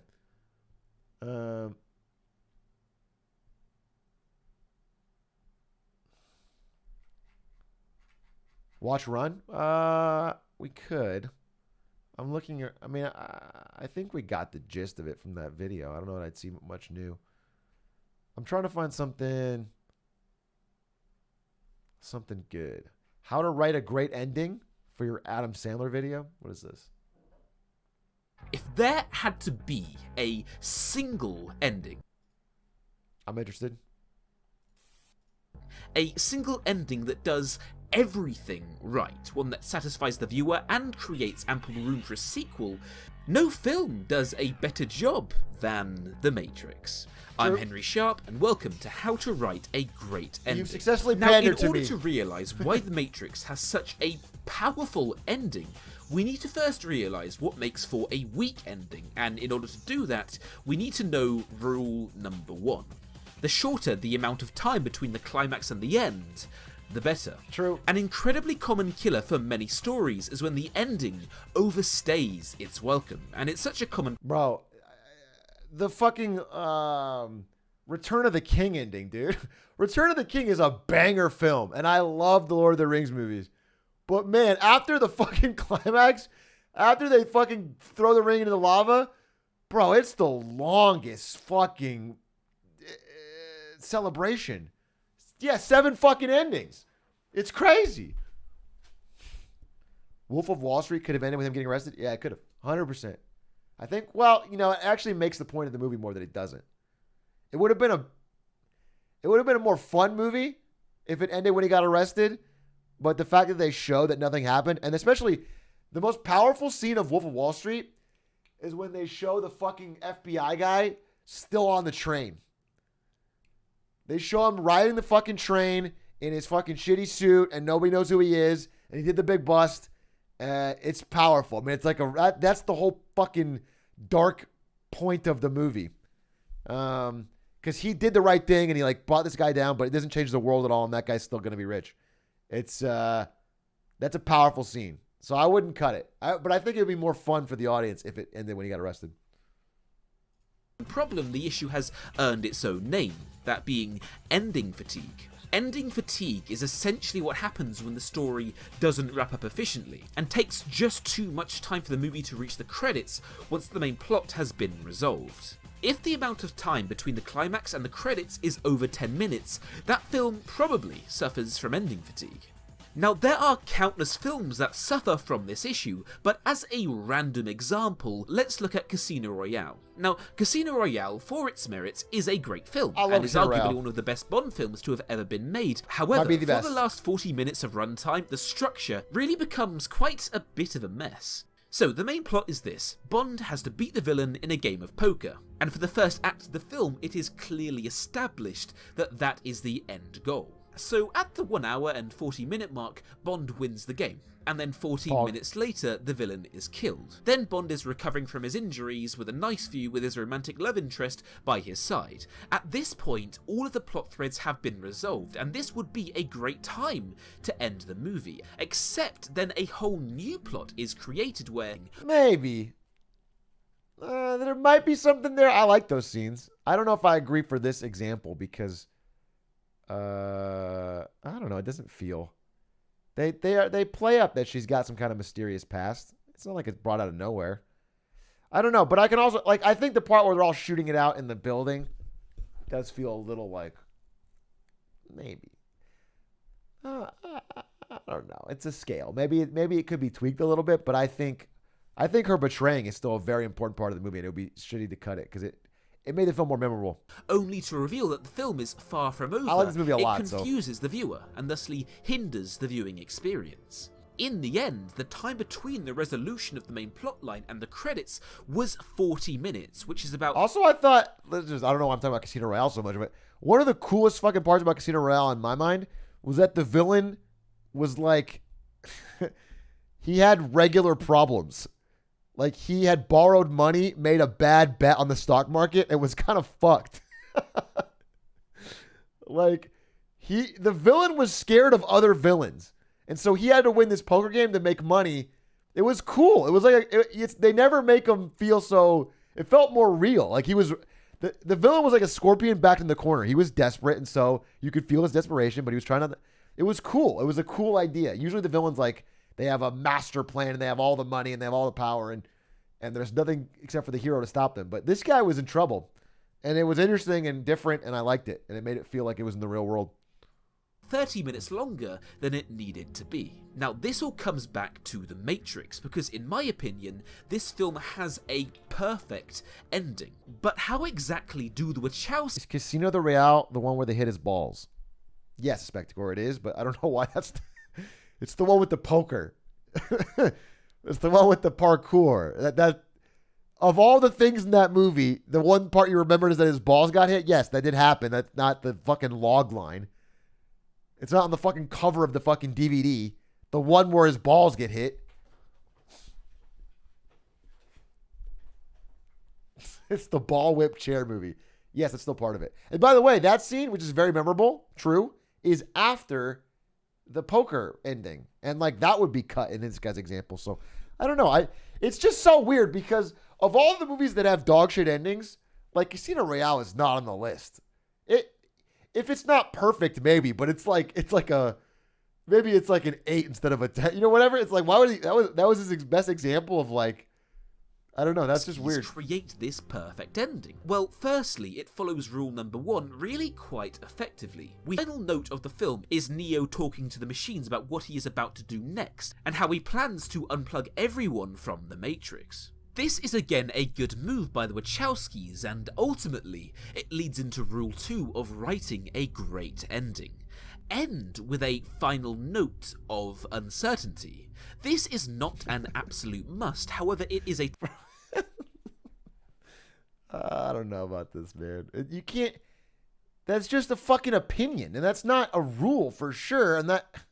Certainly not every great ending needs to end on a final note of uncertainty. I think you are literally just describing the Matrix ending now. That's not a rule, and certainly this guy doesn't get to fucking write the rule. Technique that many filmmakers have been using since film. By the way, if you're on rule 2 and it's not an absolute must, then it's not a rule. And you've only got one rule so far. And they keep doing it for a very simple reason. Because it works. Often, the most memorable endings are the ones where the final note of the film is one that gives the viewer a question that they have to answer. Whether it be Silence of the Lambs, where the villainous Hannibal wanders into a crowd, leaving our imaginations to wonder as to what that villain will do next. Whether it be Inception, as the final shot shows the protagonist finally reunited with his family, but the camera pans down to the still spinning totem, and it leaves the question, did Cobb have a happily ever after, or was it really all just a dream? There are countless examples of films that end in this way, and the reason why is really very simple. Because it is a very effective technique at making the ending a more memorable one. Because that question leaves the viewer thinking about the film much longer after it is over than one that ties everything up in a neat little bow. And to realise what the third and final rule to writing a great ending is, let's compare The Matrix to Casino Royale, or more specifically, the timeline of how the main plots are resolved. Who hurt you, bro? Who on the Casino Royale staff hurt you? This is ridiculous. Today's theme has been like, I don't like most YouTube video essays, and I don't like their format, and I don't like. I don't know. They fucking. There's just so many fucking tropes. The tropes are number 1. Fucking. Here's the rules, by the way. You don't have to follow them. They're just rules. Rule number 1: pander to your audience hard. Open by saying something is really good or really bad so that they know they can agree with that right off the bat. Rule number 2, spend a large part of your film recapping plot points of films that the person has obviously already seen. And then rule number 3, meander. Whenever possible, meander on your point. There are 3 main plots: the poker game, defeating the villain, and the romantic subplot. 40 minutes before the credits, the poker game ends. 20 minutes before the credits, the villain dies. And in the last few minutes of the film, the romantic subplot is finally resolved. Now, there are a few things wrong with that order in itself. It would have been more effective if the romantic plot finished before the others. Why? As a general rule, it's just better because you to resolve say the so? secondary plot before you resolve the primary. Why? What the fuck are you? Who gets to decide that? As a rule? What are you talking about, bro? What are you talking about? There's not a fucking stone tablet from the gods that says the romantic subplot needs to end before the villain dies. What are you... In order to maintain the viewer's interest. However, there is another fundamental problem with this timeline. And in order to realise that, let's look at The Matrix. So, in The Matrix, there are 4 plots. Defeating the villain, Agent... Bro, it's called How to Write a Great Ending, and your only example is the goddamn Matrix. And I was on your side for that, because I like The Matrix. But this is the fucking crying sweatshirt of the Squidward video again. This guy has seen 2 movies. He has seen Casino Royale and he's seen The Matrix, and he liked one of them more. And he has built an entire series of worlds and rules around these two movies. Smith, the Sentinels that are hunting down the ship, the romantic subplot between Neo and Trinity, and the looming prophecy as to whether or not Neo truly is the One. Now, the reason why The Matrix has such a resonating climax is really very simple.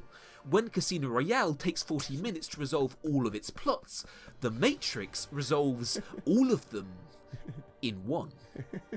In one moment, every plotline is resolved, and what makes it even more poignant is the fact that all of the plot threads weave into one another, where Trinity's love makes him realise he is the One, and then because he realises he is the One, it gives him the power to beat the villain, and because he beats the villain, it allows them to defeat the Sentinels. As a result, instead of like Casino Royale, where the satisfaction is diluted over nearly an hour, The Matrix provides all of that satisfaction in one singular moment. This leads into Rule 3. Rule The closer 3. the plots are resolved to one another, the better.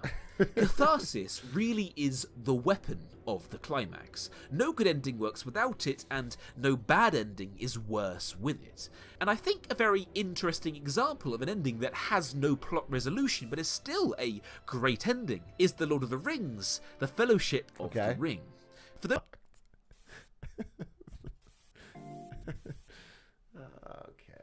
Okay.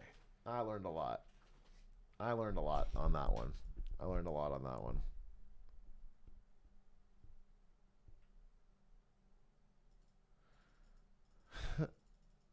By the way, great ending. When I think of a great ending, I think, do you guys love Squarespace? Did that tie up the plot points of that video? Which one of the 4 rules is to end on a fucking minute-long Squarespace ad? I just wanted to know. That's my... I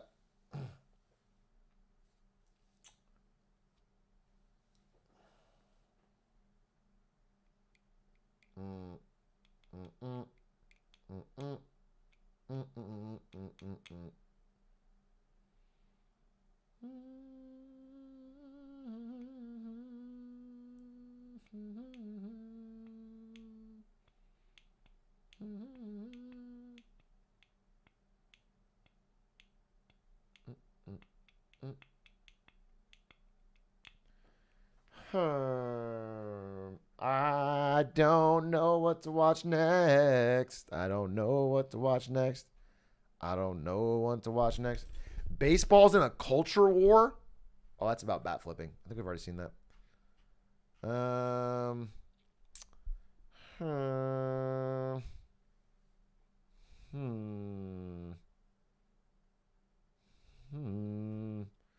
I swear you will love this.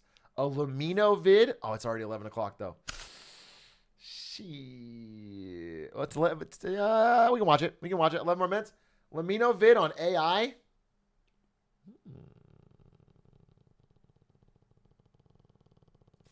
This is a good one to end on. Let's watch it. Striker, I'm thinking of the 12 months.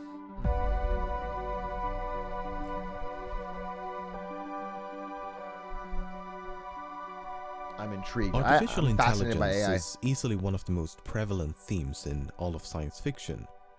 The idea that a machine could exhibit the same level of intelligence and sentience as a human being has captivated writers and audiences alike for decades. From an ominous computer system in 2001, A Space Odyssey. Open the pod bay doors, Hal. I'm sorry, Dave. I'm afraid I can't do that. To superhuman androids in Westworld. Turn the other cheek.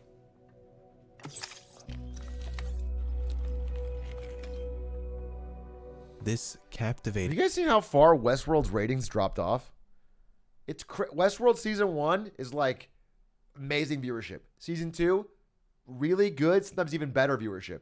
Season 3, it's like fucking a third. Season 4, it's like a fucking 10th.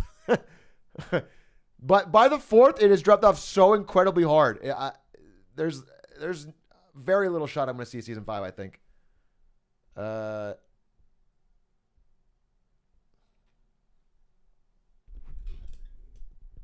Season 4 is really good, though. I mean, it's probably too late because no one's watching.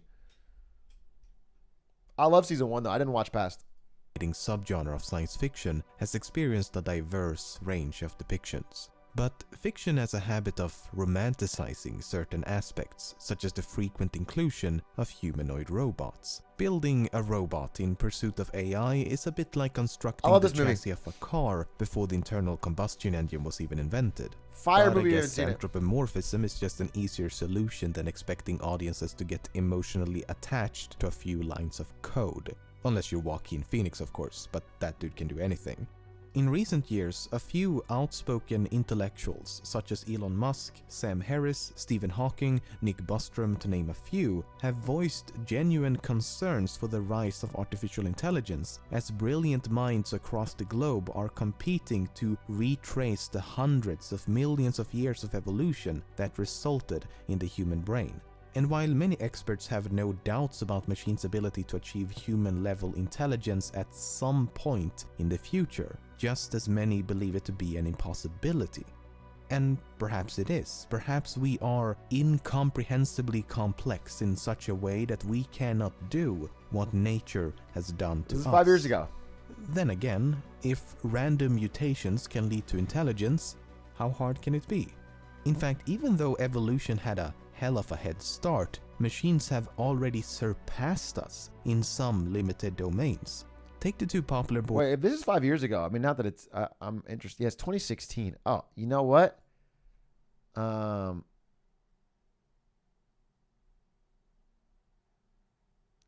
Dude, not that I don't want to watch it, but like watching an AI video from 2016 is like, shit has gotten so exponentially better in the last 5 years. Like it just feels, it feels too dated almost. There's been so many developments that I feel like does he have anything newer we could watch?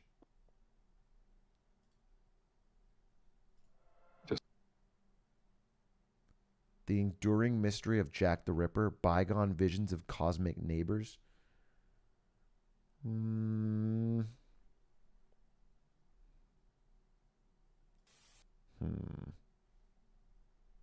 New Summoning Salt? Yeah, we watched it live. We watched it live.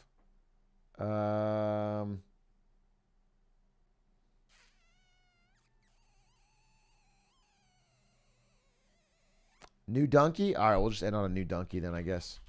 And then I got to go. Oh, he has a Stray review. Let's watch that. Stray is the new game from publisher Annapurna, but is this new game really the cat's meow, or are gamers being led astray? Let's get this out of the way. In this game, you play as a semi-realistic 3D cat. Just for that, this game is an automatic 10 out of 10 for most people. Honestly, one of the best games I've played. Gorgeous game, I've had no crashes. Cat, this is what innovation looks like. The best indie game I have ever played. The question I want to pose is, would people still care about this game if you didn't play as a cat? No. They wouldn't care about this at all, but you do play as a cat, and the cat is fun to control. Stray does a pretty good job of capturing that signature cat-like slinkiness. Your movements are very nimble, and a big part of that is because the game cheats for you a lot. Crossing a beam or a pipe is a foregone conclusion. You don't have to balance yourself. The cat is just going to cross it perfectly every time. Perfectly. Jumping is very knack-like. We've de-emphasized jumps within that context. To jump somewhere, you just look at where you want to land, press A, and the cat pounces there automatically. If that sounds limiting, that's because it is. But it also keeps the game's pacing in check and ensures that players of any skill level can slide around with grace. It's more of a puzzle game, right? Fully in control, there's a real novelty in exploring the world as a cat. You can say this. You can say this. There's a meow button. Because you're so small, things like a stack of books or a chair or a pulled-out drawer become your platforms. You can crawl through tiny vents and holes with ease. You don't even have to slow down. The cat just ducks his head down and slides right through. There's a satisfying slipperiness in how you can so easily traverse through even the most cramped and awkward terrain. However, this is not a game that is going to wow you with its mechanics. They are there to mitigate frustration and draw your attention to the fancy graphics and great sound effects. That's fine. It's a puzzle game. The animation on the cat It as looks he winds good. up his jump and launches his springy spine out to make a tall leap. The subtle pitter-patter of your paws on the pavement. The way you can dart through a crack in the door. In a game like Stray, those little extra touches go a long way, which is a shame because there's a lot of little things where the developers definitely cut some corners. You can knock all sorts of items off of tables and ledges, but these items don't have a proper sense of weight to them. Sometimes when you're rounding a corner, you get this slick animation. Other times, the cat will awkwardly rotate his entire body. This was here for the whole game. Robots don't have a stair climbing animation. Sometimes items will magically fly into the cat's mouth. Sometimes instead of doing a cool animation, the screen just fades to black. Oh, ta-da, it happened off screen. Because some of the animations are so lifelike and believable, the constant snapping and rough edges really stick out. In a larger, more gameplay-focused game, I wouldn't even bother mentioning this kind of stuff, but Stray is only 5 hours long and is very clearly emphasizing its presentation over everything else. Something that I really appreciate about games in this genre, like Inside, Journey, I really want to play Inside. is how they are able to communicate their stories entirely through visuals and sound. Stray is the odd cat out here with its reliance on cheapo text boxes which feel like a lame band-aid to cover for missing content. While I did enjoy prowling around its cyberpunk setting as a cat, that's really all Stray has to offer. This is the type of game that should be overflowing with Easter eggs and subtle details which just aren't there. The developers play their entire hand very early and struggle to fill this very short game with enough twist and surprises. What the story kind of fails to acknowledge is I am a cat. Why am I being positioned as a selfless Gordon Freeman type hero battling head crabs for the betterment of civilization? If a cat was going to save the world, it would either be on accident or because they wanted to drink some milk. For an indie game, it's hard to stomach how many elements here feel ripped from the Ubisoft playbook. Stray is not even in the same ballpark as a masterful cat game like Bowser's Fury, nor is it as theatrical and moving as other games in its genre. But, I mean, come on. It's better than Bubsy. Decent critique. Listen, I give Donkey a lot of weight because I don't think he throws it around lightly.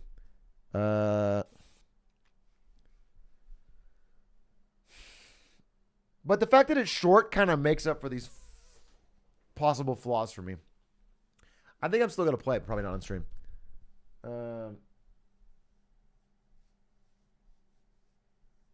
He really does bust it down. Well said.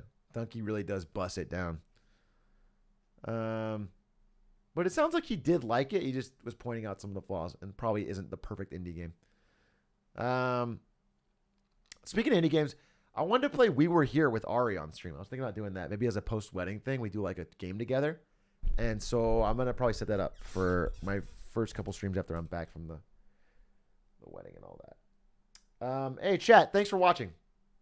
Good night. Have a great night. Thanks for watching. I appreciate that. Let's end this stream like the Matrix, okay? Right after the video's done, let's quickly get to the outro and get to the end, you know? Let's fucking move quick. Let's wrap up all the storylines, all right? The romantic subplot between me and this LaCroix, solved. As a reminder, every show you like is great. And it makes you a good person for liking it. It has no flaws, and you are a better human being than other people who don't like the same media as you. Remember that.